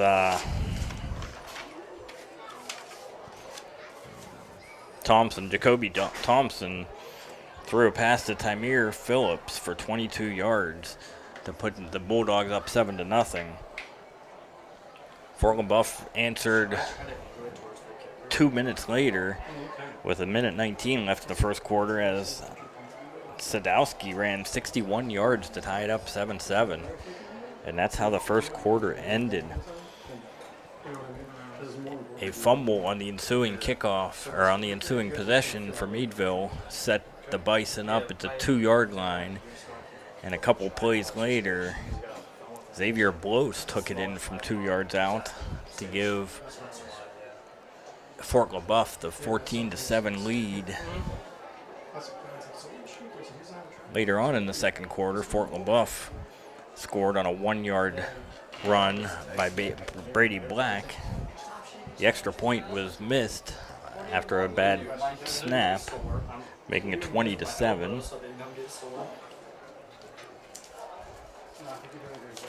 The Bison added a 27-yard field goal from Cants, from Lucas Cants, to give them a 23-7 lead. And Meadville closed the scoring on the ensuing kickoff, as Tymere Phillips took it 92 yards to the house to cut the deficit to 23-14 going into halftime, as the Bison had a drive going late in the first half, but they fell a little bit short with a missed field goal in the last play of the first half. And that's where we stand here, 23-14. Just to give you a little bit of unofficial stats. These are unofficial, but these are what I have come up with. The Bison are dominating statistically, as they have 200 yards rushing on the game so far, led by Skylar Sadowski with 77, followed closely behind with quarterback Dominic Walters with 76 yards rushing in the first half. On the other side of the ball for Meadville, after a quick start, Jordan Lawrence has been held in check the last quarter and a half, as he leads the Bulldogs with 34 yards rushing.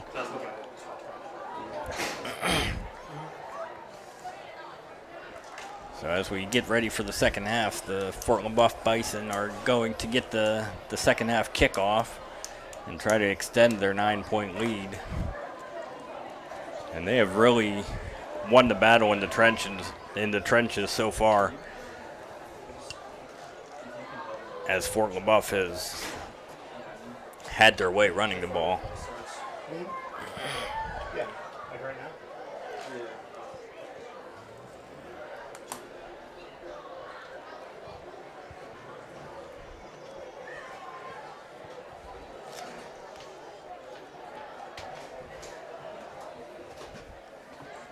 One thing that the Bison will have to do in the second half is keep the ball away from Tymere Phillips, because he has shown that he can break the game open at any moment with his electric speed. Absolutely. As they're stretching and getting ready, some of the things we might want to think about when watching the game here is fatigue setting in. Those were a lot of long drives, a lot of hard hits, a lot of good blocks, a lot of long runs. So the fatigue might make the difference by the end of the game. You might even see some players a little bit more depth show up in some plays by maybe some second-string players as the game progresses. Absolutely. But it seems like they have a set strategy. They have their set formations. They know what they want to do with the ball, and this is an incredibly competitive game. very well coached. The talent seems quite equal. But as we've seen with splash plays, almost anything can happen. Mm-hmm. And for an August evening at the beginning of the season, it's actually not too hot for the teams out there. It's about in the mid-70s right now as the sun has gone down. There's a little bit of a breeze coming through, so it's so the heat shouldn't have much of a factor here in the second half. Yeah, bleachers are very full. The crowd is very excited. And the visitors' bleachers are full too. Leboeuf made a good travel for this away game. Not that it's too far, but they have definitely made a good showing. Absolutely. This is what Friday night's all about in Western Pennsylvania in the late summer and fall. All right, so just to recap, 23 Fort Leboeuf, 14 Meadville. We're going into the third quarter, and if it's anything like the first two, it's going to be a good one. Fort Leboeuf trying to get a little bit of revenge from last year's opening loss to Meadville. They have been on the right end of things so far. After that, completely dominating that second quarter. After it was 7-7 at the end of one, they outscored them 16-7 in the second quarter.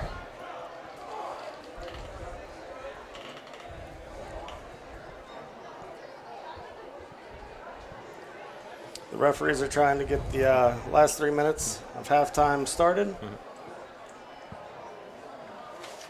Now you said 200 yards rushing? Yeah, I got him for exactly 200 yards, which is it's hard to stop. There hasn't been much passing in the game, and what passes there have mostly been incomplete, but the running games have taken over in this game.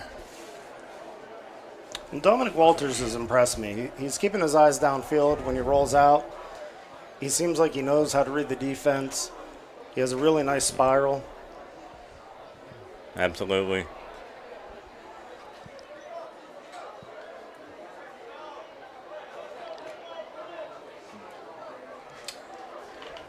Fort Leboeuf is probably going to have two 100-yard rushers in this game with Walters and Sadowski both over 70 yards.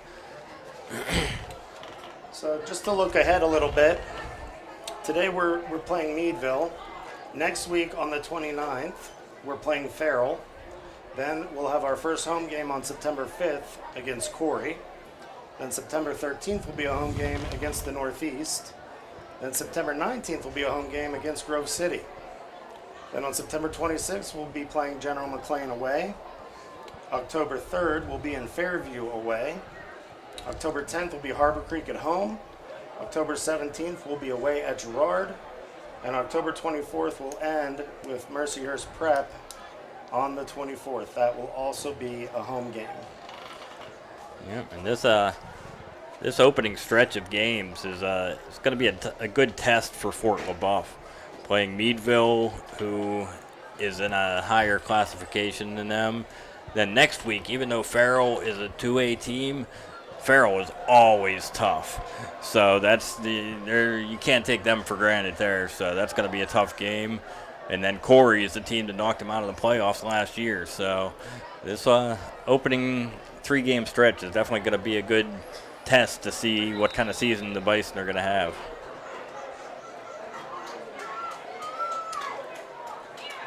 The kicking team walks out for Meadville. And we'll be underway in about 35 seconds.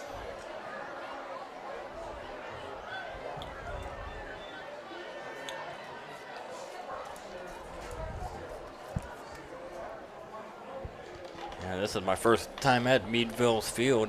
Got a decent facility here. Got a turf field.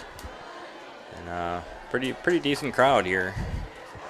Yeah, I've always been told that if you can win 2/3 of the football game with special teams, offense, and defense, chances are you're going to win the whole game.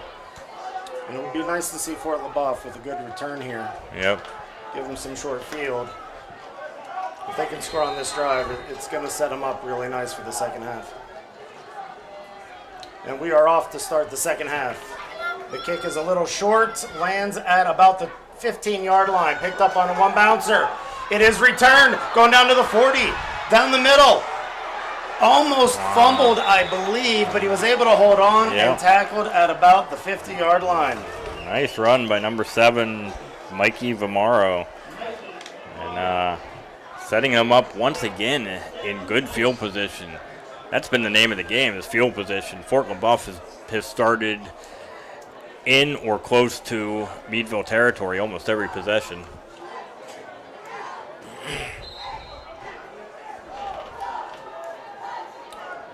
Walters in shotgun formation. 3 receivers to the right, 1 to the left, a single halfback. Ball is handoff. Makes 2 guys miss. DB makes him miss and is dragged down at about the 42-yard line of Meadville. Good run for Sadowski there, setting him up with a 2nd and short. Sadowski has very strong legs. He's been carrying guys for a few extra yards all night. Absolutely. Walters under center. 1 receiver to the right, 1 to the left. Single back. 2nd and 2 on the 42-yard line. Man goes in motion. Hand it off. Tries to drive up the middle. Met by a wall of defenders. Forward progress is called. Still never went down, but his teammates were trying to push him forward, but it is 3rd and 2 on the 42-yard line with 10 minutes and 50 seconds on the clock. The score is 23-14. Fort Leboeuf is in the lead.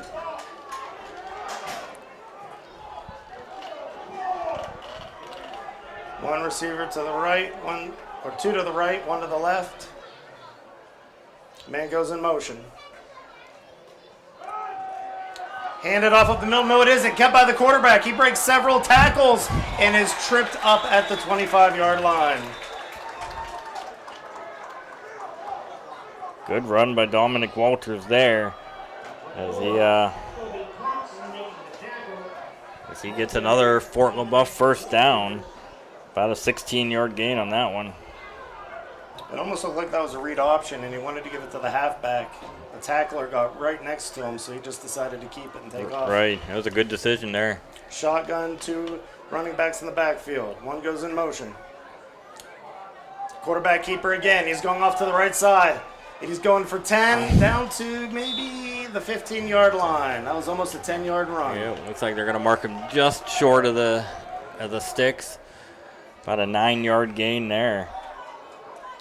So about 2nd and 1 on the 16-yard line. Scores 23-14. Fort Leboeuf in the lead. That puts Walters over 100 yards rushing for the game. Walters in shotgun. 2 up. Flag on the play before the snap. It looks like it might be false start. We'll have to see.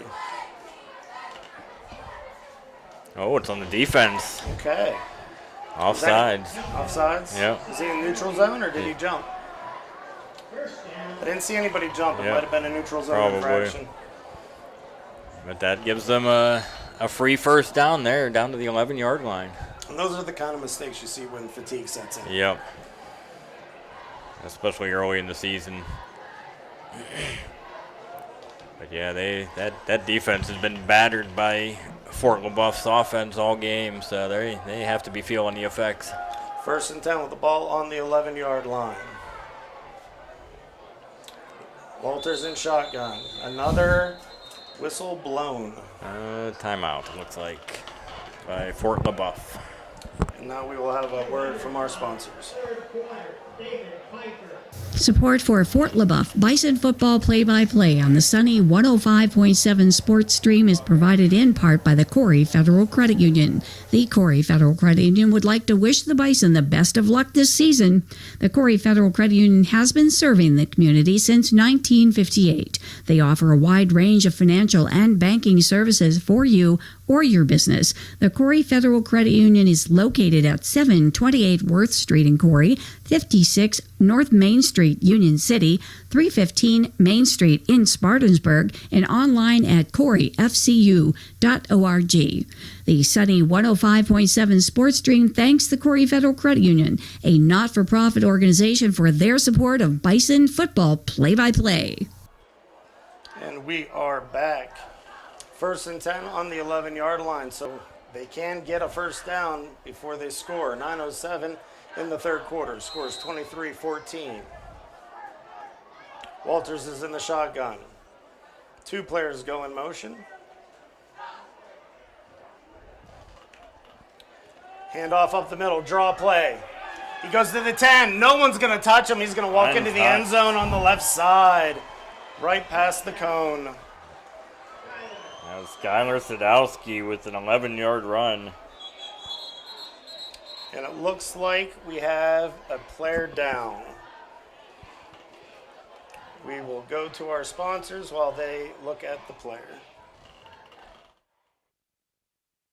Support for this broadcast is provided by Family Ink Innovations, specializing in screen printing, banners, yard signs, and much more. Located at 319 High Street in Waterford and 104 West Smith Street in Corry, and online at FamilyInkInnovations.com. Phone 814-462-6628. The Sunny 105.7 Sports Stream thanks Family Ink Innovations for their support. Okay. And the crowd is clapping. It does look like he's going to be able to walk off under his own weight. He is limping a little bit. I'd hate to speculate, so I won't. But it's good to see that he's able to get up and walk off. Yeah, that is definitely good to see.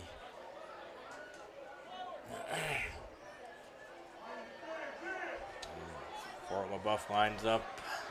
They're going to kick the extra point or go for 2 here. Are they going to try to make up for the it looks like extra yep. point earlier? They are. Yep. Okay, Walters looks like he's in the pistol formation. Sadowski as a single back. Oh no, he goes under center. Sadowski as a single back. Roll out to the right. QB keeper pitches it to Sadowski. Sadowski is tackled in the backfield off to the right-hand side at about the 8-yard line. Yeah, that play was didn't have much anywhere to go from the get-go on that one, but they retain their 15-point lead. Fort Leboeuf football coverage on the Sunny 105.7 Corry Federal Credit Union Sports Stream is brought to you by Leboeuf Creek Cattle. Phone 814-572-7979. Waterford Beverage at 12001 Peach Street. Phone 814-796-2507. Wagon Wheel Bar and Grill at 12711 Route 19 in Waterford. Phone 814-796-2017. Fort Leboeuf football coverage on the Sunny 105.7 Corry Federal Credit Union Sports Stream is brought to you by High T Fence Systems in Waterford. Online at hightfenceinc.com. O'Brien Transmission Service in Youngsville. Phone 814-563-7120. J.H. Napa Auto Parts in Corry, Union City, and Waterford. Online at napaonline.com. Okay, and we are back ready for the kickoff. See if they kick it to Phillips this time or try to keep it away from him. You know, I'm sure that kicker is well aware of trying to kick away from him. He is a difference maker. Absolutely. It's easy to see him play right here and see him at the next level. Oh, definitely. The ball is kicked into the end zone. Great kick. Bounces out of the back. Really no chance to return. Fort Leboeuf is going to have such an advantage with a kicker who has this strong of a leg to be able to get it out of the end zone on most kickoffs. Absolutely. And, yeah, when you can pin that team back at the 20-yard line on every possession, that's a big deal.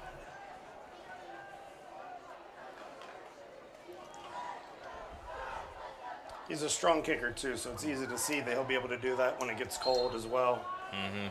Okay, Meadville under center. End around. Goes off to the sideline, tackled by two. Pushed out of bounds by two Fort Leboeuf defenders at about the 20-yard line. Yep. No gain on that one. After that first quarter, the Fort Leboeuf defense has really stepped up and pretty much shut down the Bulldogs running game. They have not been able to do anything since the first quarter on the ground. 2nd and 10 on the 20-yard line with 8:49 on the clock. The score is 29-14. Thompson is under center. Man goes in motion. Hands it up the middle. That is about a 5-yard gain. Kind of just saw the pile fall forward there.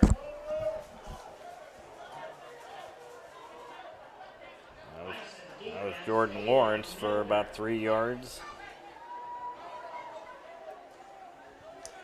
3rd and 10 on the 26. Same formation. QB under center, wide receiver to the left, single back in the backfield. Hands it off tackle, bounces it left, then right. Has a first down and looking for more down to the 46-yard line. That was a good run by Jordan Lawrence. Yeah, that's his best run of the game since that first quarter.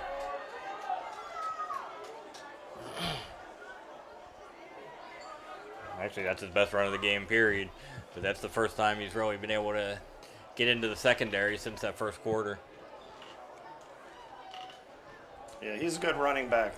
This Fort Leboeuf defense has been doing their job. They definitely have. Okay, same formation. Jordan Lawrence under center, one receiver to the right. 24 goes in motion. Handed off up the middle and is pushing the pile. Wow.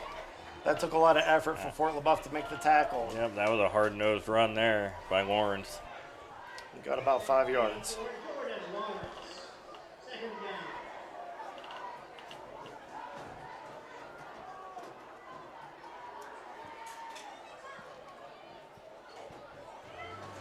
Second and 4 on the 48-yard line of Fort Leboeuf. Score is 29-14. End around, ball's given, bounced outside, pushed out of bounds. It doesn't look like he got much progress. He might have even lost a yard.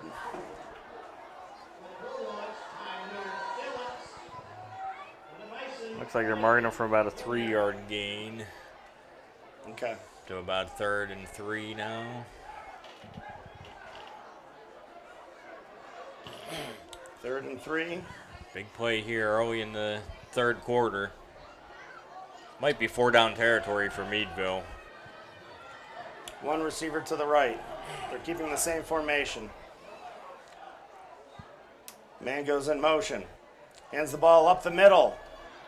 Pushes the pile forward again. And you got the first down. Yeah, awfully close. He looks like he does have the first down. Yep. 7:19 left on the clock.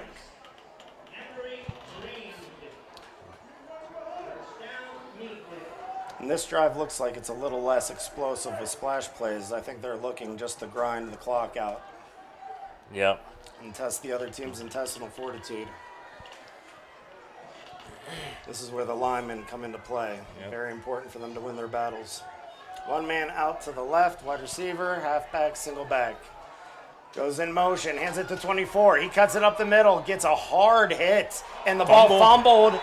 I think Fort Leboeuf might have picked it up. I believe they did. Fort Leboeuf player gets up with the football, and they do point in his direction. Looks like was that number 23 that recovered that? It was hard to tell. Yep. I saw him running off the field. I thought that he was the one that got it, but Fort Leboeuf coming up with their second turnover of the game. So 6:51 left in the third quarter, 29-14. And now a word from our sponsor.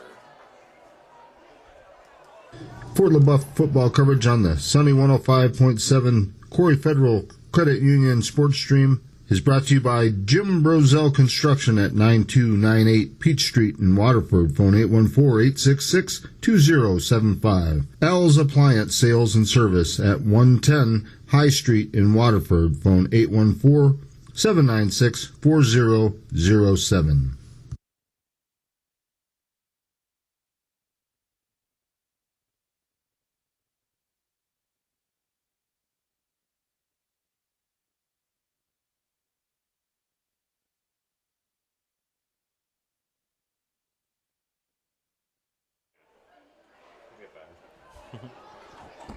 Okay, ladies and gentlemen, Fort Leboeuf is in really, really good condition right now. 6:51 on the clock. They're up 29-14, first and 10 on the 39-yard line. They are in their typical shotgun formation. 2 wideouts to the right, 1 to the left. It's a handoff to the left side. It's a sweep. And tripped up, rolled on at about the 43-yard line. Brady Black on the run there. About 4 yards.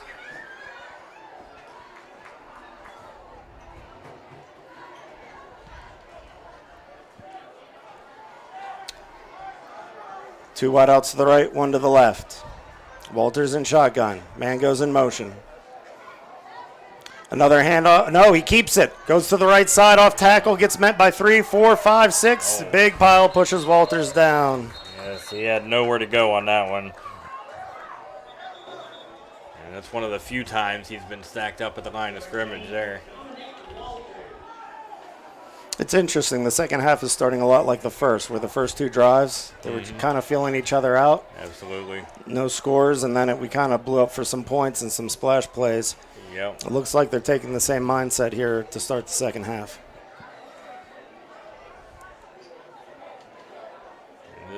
It is important to point out, too, that with the 2 missed conversions, this is still just a 2-possession game. 1 receiver on the right, 1 on the left. Single halfback. Man goes in motion. Bad snap, hits the ground. Walters is sacked by 2 players. He didn't have much of a chance. Nowhere to go on that one. And that looks like it's going to bring up 4th down, and they are going to probably punt. Yeah.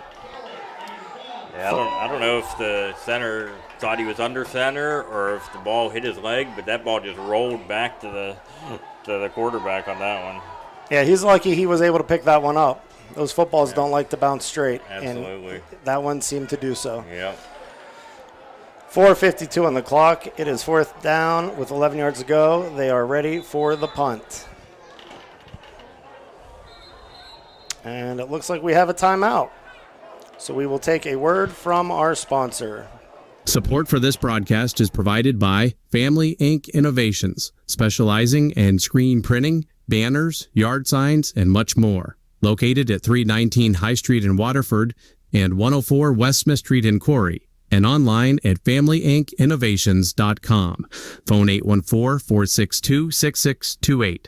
The Sunny 105.7 Sports Stream thanks Family Ink Innovations for their support.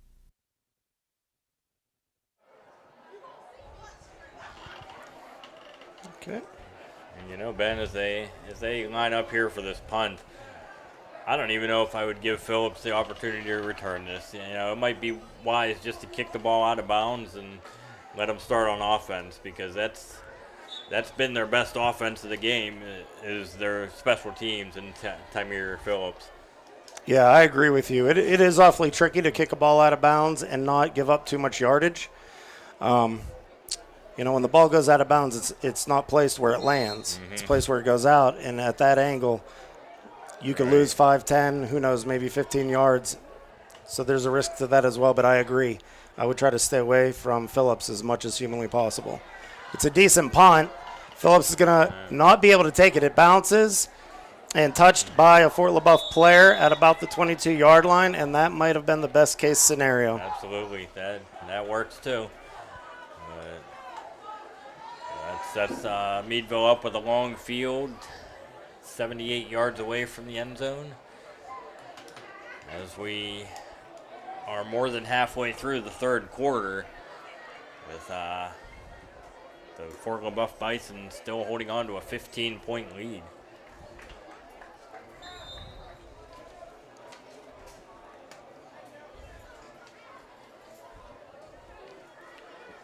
And just as Meadville used up all their timeouts early in the first half. Fort Leboeuf's down to only one timeout in this half.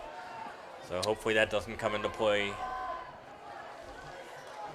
Single back end around, runs to the right, misses a tackle, almost breaks another tackle, pushed out of bounds at about the 27-yard line. Yeah, that's Tamir Phillips again on the run. Just couldn't quite get around the corner there to break it, but got about half the yardage he needed for the first down.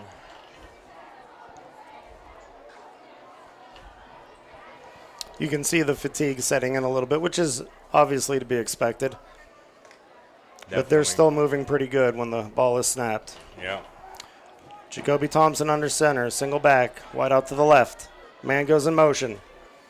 Handed off up the middle. Big hole. And finally brought down at the 42, 43-yard line. That's about a 15-yard gain there for...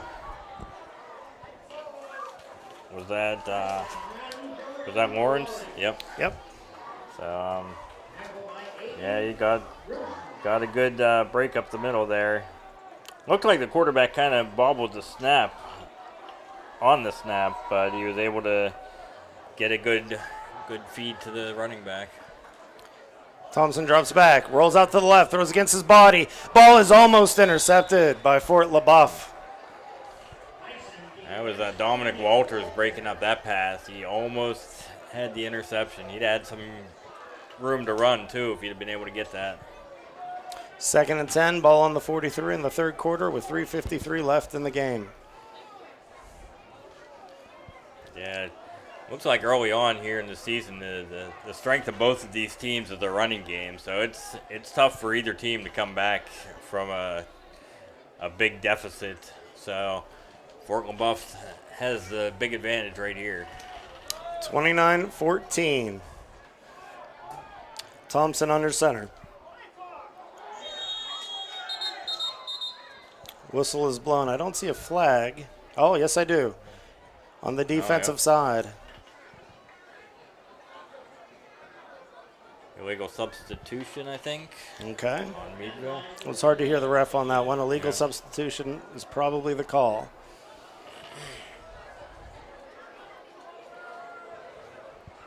That'll move it back to 2nd and 15.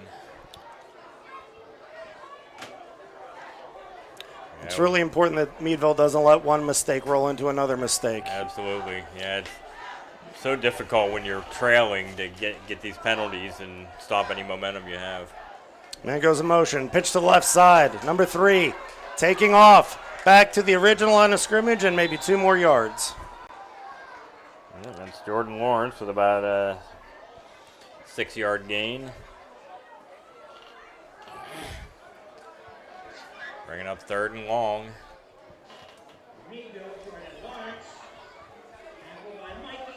Meadville's tackles have been pretty impressive this game. They've had some really good blocks, even though the runs haven't been overly explosive. Yeah.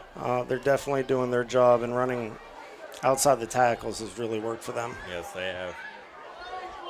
3rd and 9, ball on the 44. Third quarter with 3:10 on a running clock. 29 Fort Leboeuf, 14 Meadville. And we have yet another whistle. Timeout, Meadville, as they will talk it over on this big 3rd and 9 play. And we'll have a word from our sponsors. Fort Leboeuf football coverage on the Sunny 105.7 Corry Federal Credit Union Sports Stream is brought to you by Leboeuf Creek Cattle, phone 814-572-7979. Waterford Beverage at 12001 Peach Street, phone 814-796-2507. Wagon Wheel Bar and Grill at 12711 Route 19 in Waterford, phone 814-796-2017. Okay, I'm really interested in seeing what strategy they take. 3rd and 9, 3 minutes left in the third quarter, ball on their own 44-yard line. Fort Leboeuf is up 29-14.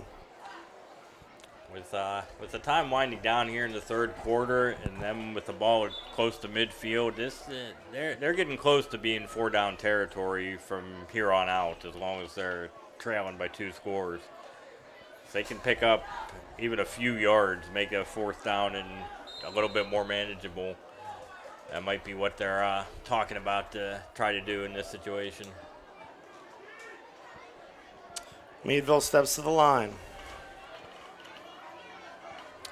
Thompson in shotgun formation. 2 receivers to the right, 1 to the left. He rolls out to the right, looking downfield, being chased. Throws near the sideline. Tried to make a catch along the sideline, hits his fingertips, but I don't think he would have been able to get his toes inbounds anyway. And we have a Fort Leboeuf player who's looked like he was holding his hamstring. That is number 62, Carson Stotts. Yeah, he's able to get off on his own weight. He's jogging off a bit, so hopefully he'll be able to return. Might just be a cramp. So 4th down and 9. Let's see what they do. Going to keep the offense out on the field? Looks like they might be. Of course, their quarterback is also their punter, so it's hard to tell. Yep, they're going for it on 4th and 9. Nope. No, they're in pump formation. I apologize. They're in pump formation. I'd watch for the fake. Line drive kick. So all in all, not the worst thing for Fort Leboeuf here. They do start with one of their worst field positions of the game, but it will also allow them to run some time off the clock if they can get a few first downs here. 2:50 in the 3rd quarter. If they could get a splash play right here, I think that would do a lot for carrying the momentum into the 4th quarter, even if it's not a score. Absolutely.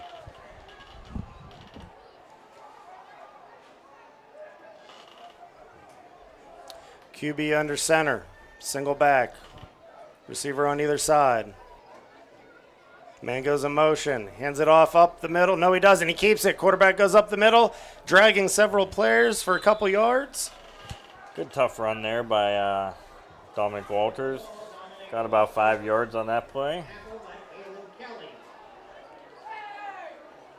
It's interesting, the play selection, how different it is from the beginning of the game, in the first half. Yep. Looks like they're really just trying to grind it out and keep the score where it is and not get a turnover. Absolutely. Yeah, as long as they hold on to the ball, that'll go big for them.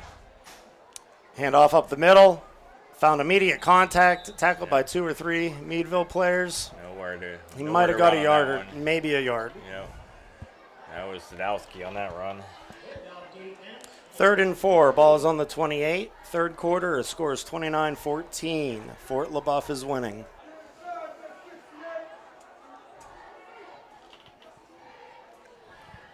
I see some of the Meadville players stretching out there. Yep, Looks like the bumps and bruises are adding up. Absolutely. Big 3rd down here. Walters in the shotgun. Drops back, hands it off up the middle. Got a burst of speed, carrying several players. Has the first down and a lot more. Did he lose? Nope. I thought he might have lost the ball, but made it past the 40-yard line. That's a huge first down. It is. Who's that? Was that Sadowski? I believe so. And it looks like he's down. Slow to get up. Teammate is stretching his leg. Looks like he might be cramping a little bit. Yeah. So we will have a timeout for the injured player. Hopefully it's nothing serious. Okay. And here's a word from our sponsor. Fort Leboeuf football coverage on the Sunny 105.7 Corry Federal Credit Union Sports Stream is brought to you by High T Fence Systems in Waterford. Online at hightfenceinc.com. O'Brien Transmission Service in Youngsville. Phone 814-563-7120. J.H. Napa Auto Parts in Corry, Union City, and Waterford. Online at napaonline.com. Fort Leboeuf football coverage on the Sunny 105.7 Corry Federal Credit Union Sports Stream is brought to you by Jim Brozell Construction at 9298 Peach Street in Waterford. Phone 814-866-2075. L's Appliance Sales and Service at 110 High Street in Waterford. Phone 814-796-4007.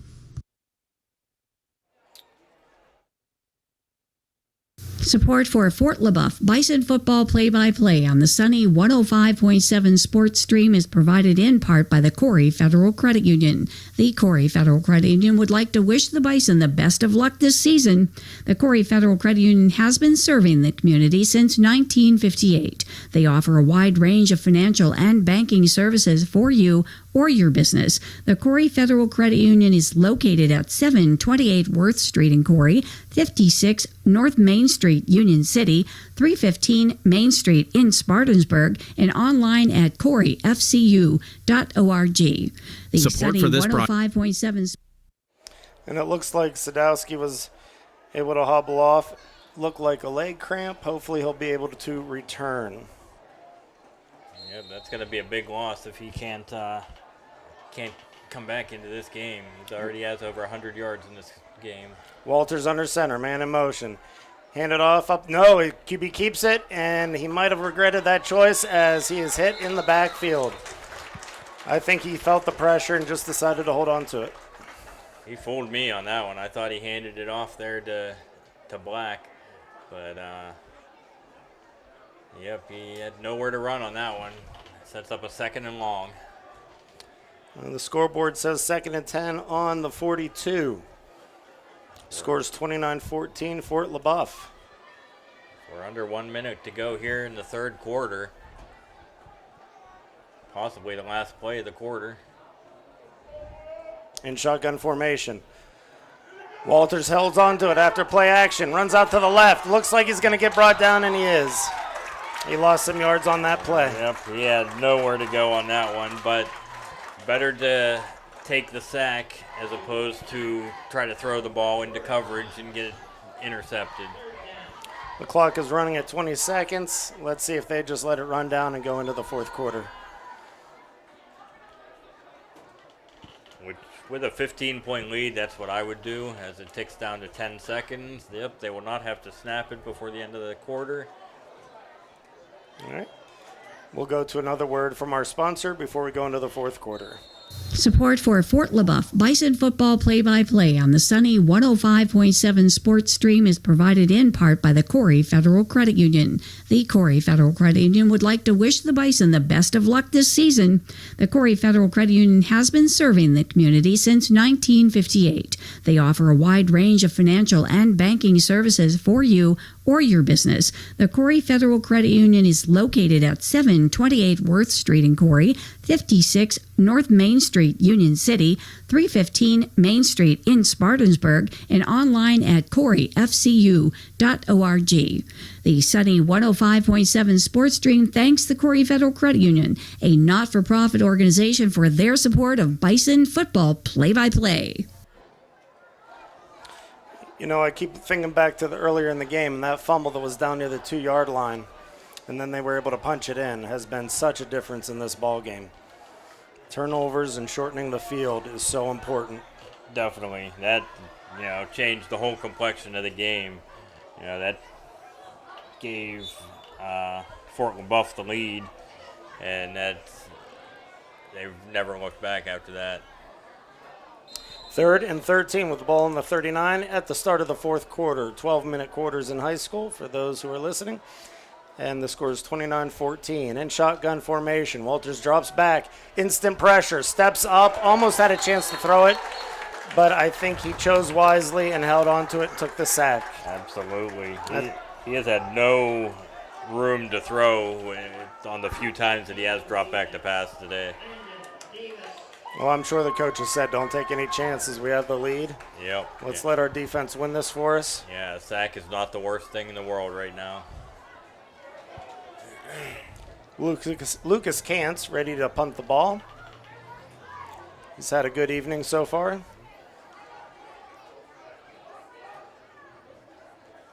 Here's the snap and the kick, and it's a nice high kick. Might be, no, not returning it, letting it bounce, and they might be able to get it before the end zone, and they do. He downs his knee at the 1-yard line, and that is where I see the referee. That is a heck of a wow, you can't play. do better than that, folks. Yeah, you talked earlier about winning 2/3 of the game. They just won the special teams on that one. That was And, you know, the ball didn't land too far away from Phillips. I think he had a chance of fielding that ball. I think he probably thought the ball was going to go into the end zone.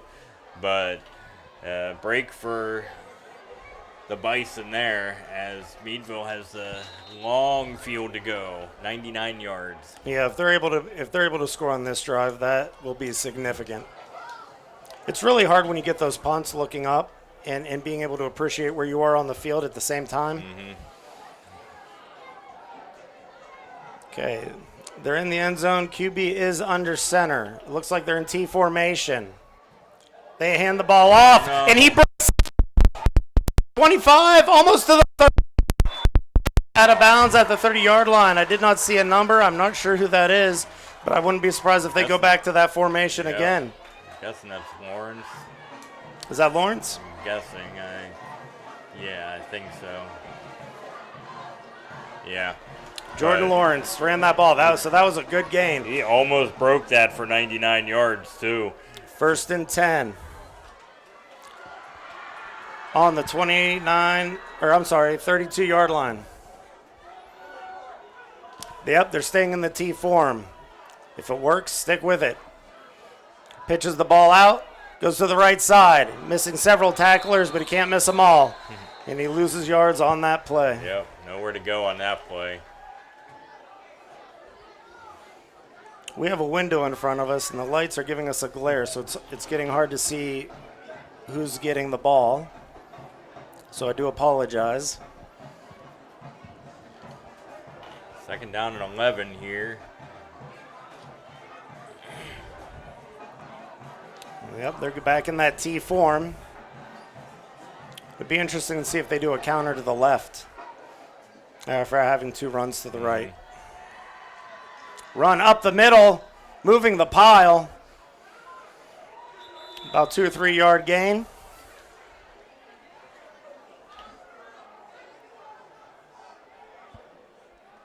Yep. This is working right into Fort Leboeuf's hands right here, though, because they're just running down the clock. Was that James Mitchell who ran that? That I'm not sure. I couldn't see the number on that one. I saw him come off the field. 1st and 7. Ball on the 31. Yeah, that's 4th quarter with 9:47 on the running clock. 29-14, Fort Leboeuf. It's actually in 3rd down, yeah. Shotgun formation. Oh, I'm sorry. No, you're good. Goes deep down the sideline. That's interesting. Oh. The ball is caught. The ball is caught by Tamir Phillips. It looked like he threw up a little bit of a Hail Mary. That was. And Tamir Phillips just ran between the Fort Leboeuf players and made the catch. Yep. That looked like that was going to be intercepted at the very least. But they needed that play. Yep. Tamir Phillips coming back to the ball. And that was a heck of a play. That puts Meadville back onto the Fort Leboeuf territory. And Meadville rushing a player on late. They're going to have to call a timeout. Ooh. The play clock was down to 3 seconds. Their head coach is not happy about that. After a positive play like that, you don't want to see a timeout have to be burned. Absolutely. Communication is so important, and that's what they work on all summer. Yep, we're down to 9:10 left here in the 3rd quarter, and both teams now down to just 1 timeout remaining.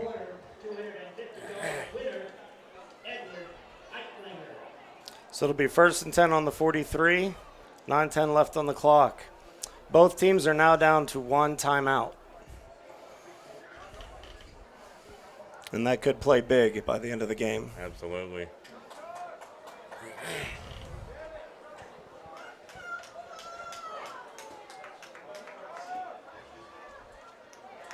Meadville trying to claw their way back into this game. There's only been 1 score here in the 2nd half. And that was a touchdown by Fort Leboeuf early in the 3rd quarter.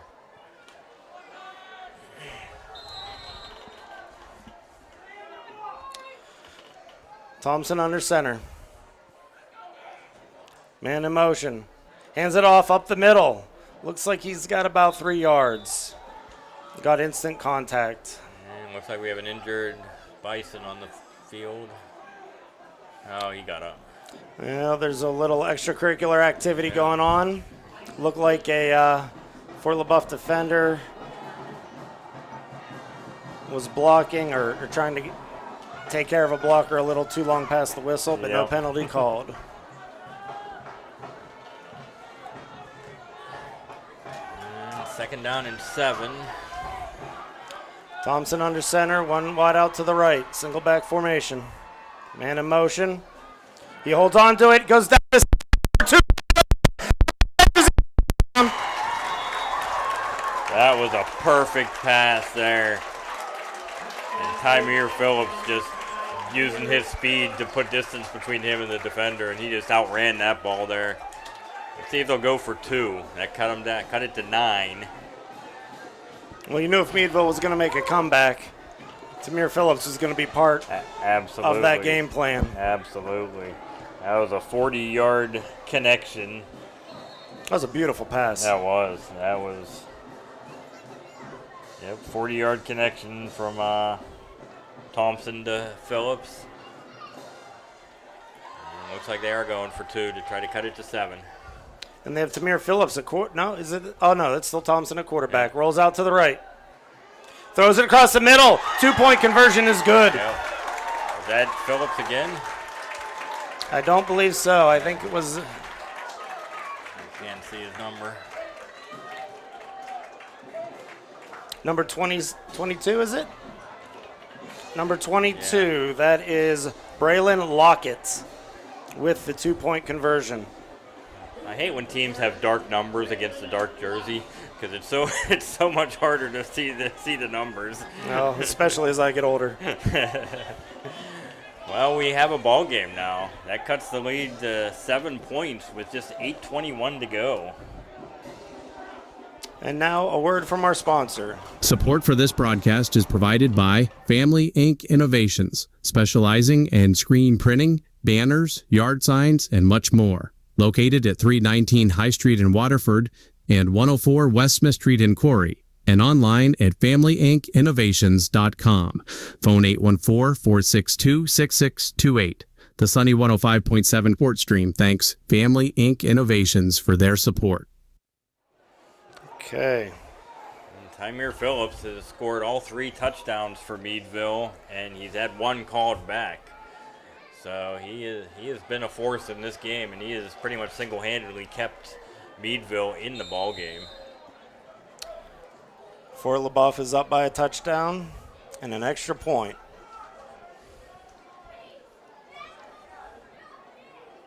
Be interesting to see if Meadville scores again, if they go for 2 for the win or if they go to tie it up. The kickoff is at about the 10-yard line, 15-yard line. It bounces awkwardly, able to return the ball, breaking a few tackles, and up to the 27-yard line. All said and done, that wasn't a bad result there. I thought when the ball didn't bounce all the way to the returner, that was going to be trouble. Yeah, if this game comes down to a field goal, I feel like Fort Leboeuf has the advantage with that. Definitely. But if it comes to a kick return, I feel like Meadville has the advantage with that. Yep. 8:13 to go. Ball at the 27-yard line. See if Fort Leboeuf can wind off as much clock as they can here, even if they don't score. Oh, they're going in shotgun formation. All the receivers to the right. QB keeper in the sweep. Hit by several defenders at the 35. And they are downed at about the 30-yard line. Hear this crowd cheer. Yep, this crowd is definitely energized now. That has gotten the Bulldogs back in the game. And plenty of time left with 8:04 to go, down by 7 as they get their first turnover of the game. And momentum can change just that fast, folks. And Meadville is showing that they have heart. Yep. As much as Fort Leboeuf dominated the first half, Meadville has been in control most of this second half. Thompson under center in the T-bone, handoff up the middle. About a 3-4 yard gain.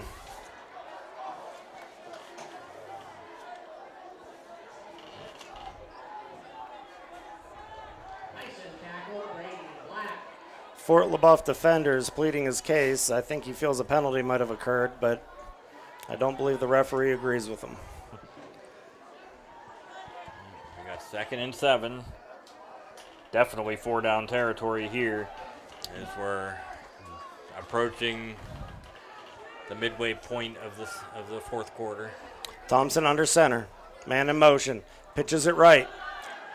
Goes for the sweep, hitting it out to the sidelines and tackled at about the 33-yard line.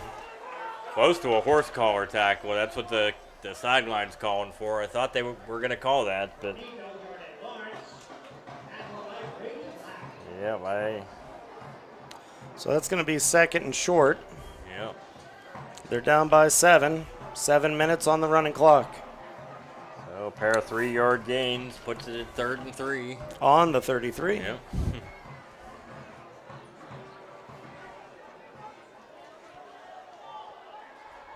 If it ain't broke, don't fix it. They're going to probably call the same number here. Thompson under center. Rolls out to the left.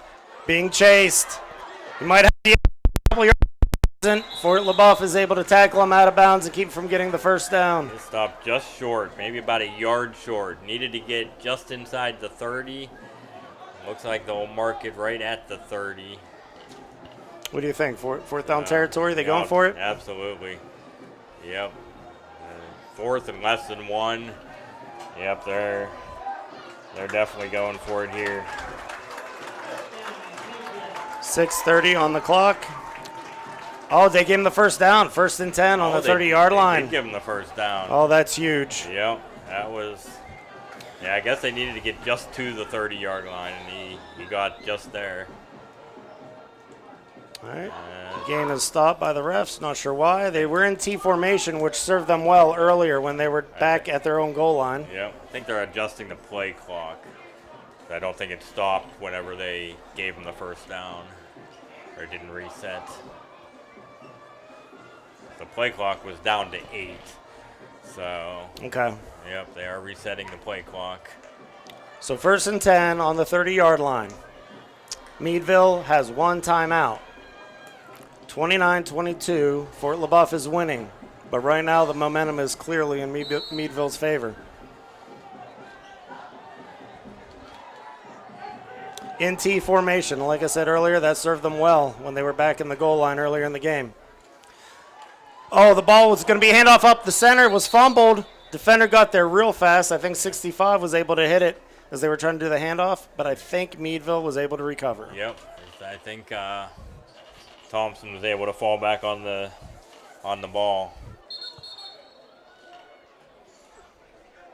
But yeah, that was kind of an awkward looking start to that play. It looked like he was holding the ball out for somebody to hand it off to, but nobody was there. And Emery was able to get his arm in between the handoff, and that was a huge play for Fort Leboeuf. That was. Anytime you can stop him for no gain on 1st down, that's a win for the defense. 2nd and 10, still at the 30. 5:55 on the running clock. Thompson under center. Man in motion. Rolls out to the right. Being chased. Oh, back ran into the referee and brought down by number 70. Yep, he would have been Ethan Horn.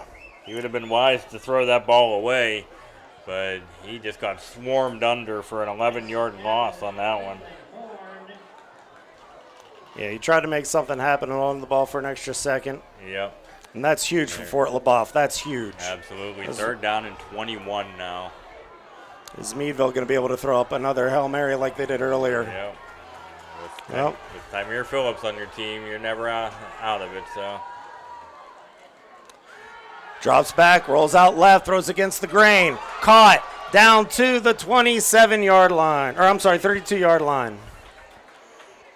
That was a great play. Yep. Caught by number 24, Jamel Mitchell. I apologize. And they got about half the yards they needed, so sets up a 4th and easier play here. Yep, the scoreboard says 4th and 12 on the 32. We're in the 4th quarter. 4 minutes and 24 seconds on the running clock. Fort Leboeuf is up 29-22. Thompson is under center. They're running their traditional form. Man goes in motion. He drops back, goes to his left, throws it deep. Not catchable at all. Smart play. Just wasn't able to get the ball off. Yep. Yeah. And the quarterback is slow getting up, hands on his knees, but it looks like he's okay. That will be a change of possession as Fort Leboeuf will take over. Phillips did catch the ball, but he was about 3 yards out of bounds. Yeah, that was a huge defensive play, and that might be able to seal up the game. But here's the thing. You got 4 minutes and 2 seconds, and Fort Leboeuf hasn't been able to do much on offense the last couple of drives. Absolutely. So to say this one is over just isn't the case. Yep. With Meadville only having 1 timeout remaining, too, that's going to play big. Couple first downs, and Fort Leboeuf could salt this game away. Well, let's see if Skylar Sadowski can help shut the door on this game. Yeah, we'll see if he comes back in. He was injured early in this half. I don't remember seeing him back in. Good point. Good point. And that might make a big difference in how they call their offense. Absolutely. You might see a lot of Dominic Walters running the ball here out of the quarterback position. And I do not see number 3 out on the field. Nope. They have Brady Black out there. Let's see if he is able to get the ball. He is. He's running off to the right side. Breaks a tackle, stiff arm, hit by 3 defenders, brought down. But I think he might have been able to get a couple yards. Yep. But the big thing here is just holding on to the ball. And we have an injury on the field. And that helps Meadville because that will stop the clock without them having to burn a timeout. It is a Fort Leboeuf player, number 27, looks like. He's walking off under his own weight. Aiden Struchin. So he will get off the field here. And we will have a 2nd down and about 8 to go. Well, and Fort Leboeuf is a young team. And so right now, when one of your star players go down, an underclassman might have to step up. And that's what we talked about in pregame. So I'm very curious to see if anybody's able to answer the bell. Absolutely. Yeah, a lot of these players are either untested or completely unproven that they haven't played much last year. So, and they do wind the clock. Oh, he lost a couple yards on that play. It's 2nd and 12. No, he actually gained 2. Okay, I was going to say. Okay, I thought so, but yeah. Walters in the shotgun, hands it off up the middle. Number 3 powers his way for a few yards. Sadowski is back in there now. And he gains about 4 to 5 yards on that one. I'd have to imagine he was on the sidelines begging the coach to put him in. I'm sure. Yep. It's a huge play here. As if they can get a first down here, and if they were smart, they would wind the play clock all the way down under 10 seconds each play too. Unfortunately, the clock is behind the quarterback's head, so he's not able to see it while he's under center. Yep. Run up the middle, Sadowski breaking it over across the 50-yard line to the 46. He was dragging people like he's been doing all night. And that will pretty much put a nail in the coffin here. As the clock temporarily stops for the first down. And why they're lining up so quickly, I don't know. Oh, they must have seen something in the defense. Because they're looking to hike it quick, so they must see something in the defense that they like. Man in motion.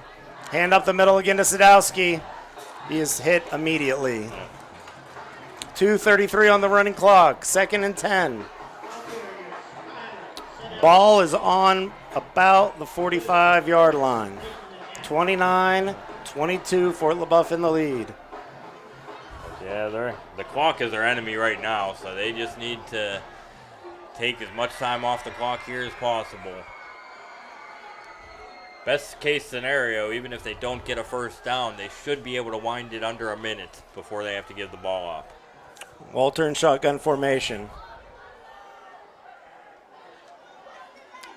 Hands the ball off to Black. Black bounces out to the left side. Hit several times. He will knock him They down. are pushing the pile. Holy wow. Down marker. He struggled and fought his way and got pushed all the way to about a yard short of the sticks. Fort Leboeuf is showing that they have grit. Yep. That was a heck of a run there by Brady Black.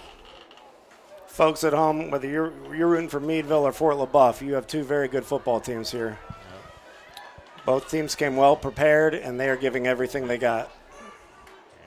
A minute 19 left in the quarter, left in the game. And this is 3rd and 2 on the 38. This will wrap it up if they can get a first down. Hand it off. No. Kept by the quarterback. Has a little bit of a horse collar. He's not going to get the first down, but I don't think they're going to call it. They're not going to call it. Oh, my goodness. Meadville should call timeout. 56 seconds left. And Meadville calls their final timeout. 4th and 2, and it looks like we have another cramping on the field. There is an injury on the field, so we'll see if they'll give them their timeout back. We'll take a minute to hear from our sponsor. Fort Leboeuf football coverage on the Sunny 105.7 Corry Federal Credit Union Sports Stream is brought to you by High T Fence Systems in Waterford. Online at hightfenceinc.com. O'Brien Transmission Service in Youngsville. Phone 814-563-7120. J.H. Napa Auto Parts in Corry, Union City, and Waterford. Online at napaonline.com. Okay, and we are back. Now, the scoreboard indicates that Fort Leboeuf called the timeout. I don't know if that would be the case or not, but if there was a timeout, it was by Meadville. Well, an injury timeout, does the team have to take a timeout if there's an injury under a certain amount of time? But the injury was Meadville anyway, you know what I mean? So, I see what you're saying. They gave Fort Leboeuf, I got you. But they are going to go for it, it looks like, on 4th down and 2. 56 seconds left, 4th and 2 on Meadville's 38-yard line in the 4th quarter. If they get a first down here, this is almost guaranteed to seal the deal. Yep, they'll just have to kneel it down a couple times and the game will be over. A little bit of confusion here by the referees. Not sure what they're talking about. They might be talking about the timeout situation, I don't know.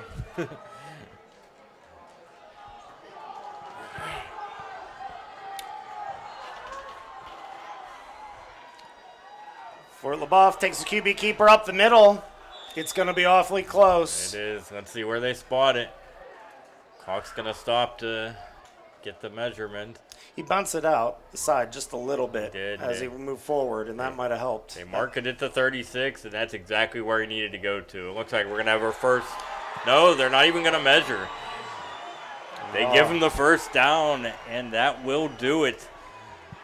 Oh, folks, this has been a great game. 29-22, 51 seconds left. Fort Leboeuf just got a first down on Meadville's 36-yard line in the 4th quarter, and now they are going to go in the favorite formation in football, the V formation. Absolutely, the victory formation, and that will do it. The game clock is under the play clock as it ticks down to 30 seconds. Meadville cannot stop the clock, and Fort Leboeuf has won it. Wow, what a game. What a great game. That really was. That's the way to open your season. Even though it's a non-region game, you know, any time you can play a quality opponent like Meadville and come out on top, and you know, you can tell Meadville's got a good team. They got some athletes on their team, and Meadville's going to be a force to be reckoned with this year also. They absolutely will, and it looks like the keys of the game were exactly what we said they were at the beginning. They got the key turnovers when they needed them. They got their star players the ball when they needed to do that. They owned the clock when they needed to do that, and they had enough splash plays to bring them the victory. Absolutely. That first half was the key. They had those 2 big turnovers, and almost every possession that they had in the first half started at or near midfield or in Meadville territory. So they had a lot of short fields to navigate. And the head coach, Justin Blos, gets his first win of the season, and that's going to make film study tomorrow a lot happier. Absolutely. And, we didn't talk much about it during the game, but, they lost their top rusher from last year, and Damian Blos. And it doesn't appear like Fort Leboeuf missed a beat. They had nearly 300 yards rushing on the game by my statistics. So they definitely were able to counteract that loss, and it looks like they'll be in good shape going forward. Okay. Ladies and gentlemen, thank you for listening to us this evening, and we will see you next week when Fort Leboeuf plays Farrell away on the 29th. Have a great evening. See ya.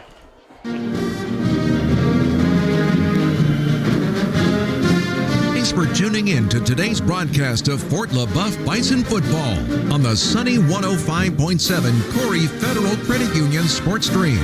Be sure to join us all season at sunny1057fm.org. Additional support comes from Brozell Construction, Family Inc. Innovations, Leboeuf Creek Cattle, Waterford Beverage, Wagon Wheel Bar and Grill, IT Fence Systems, O'Brien Transmission, JH Napa Auto Parts, Jim Brozell Construction, Wise Physical Therapy, and Al's Appliance Sales and Service.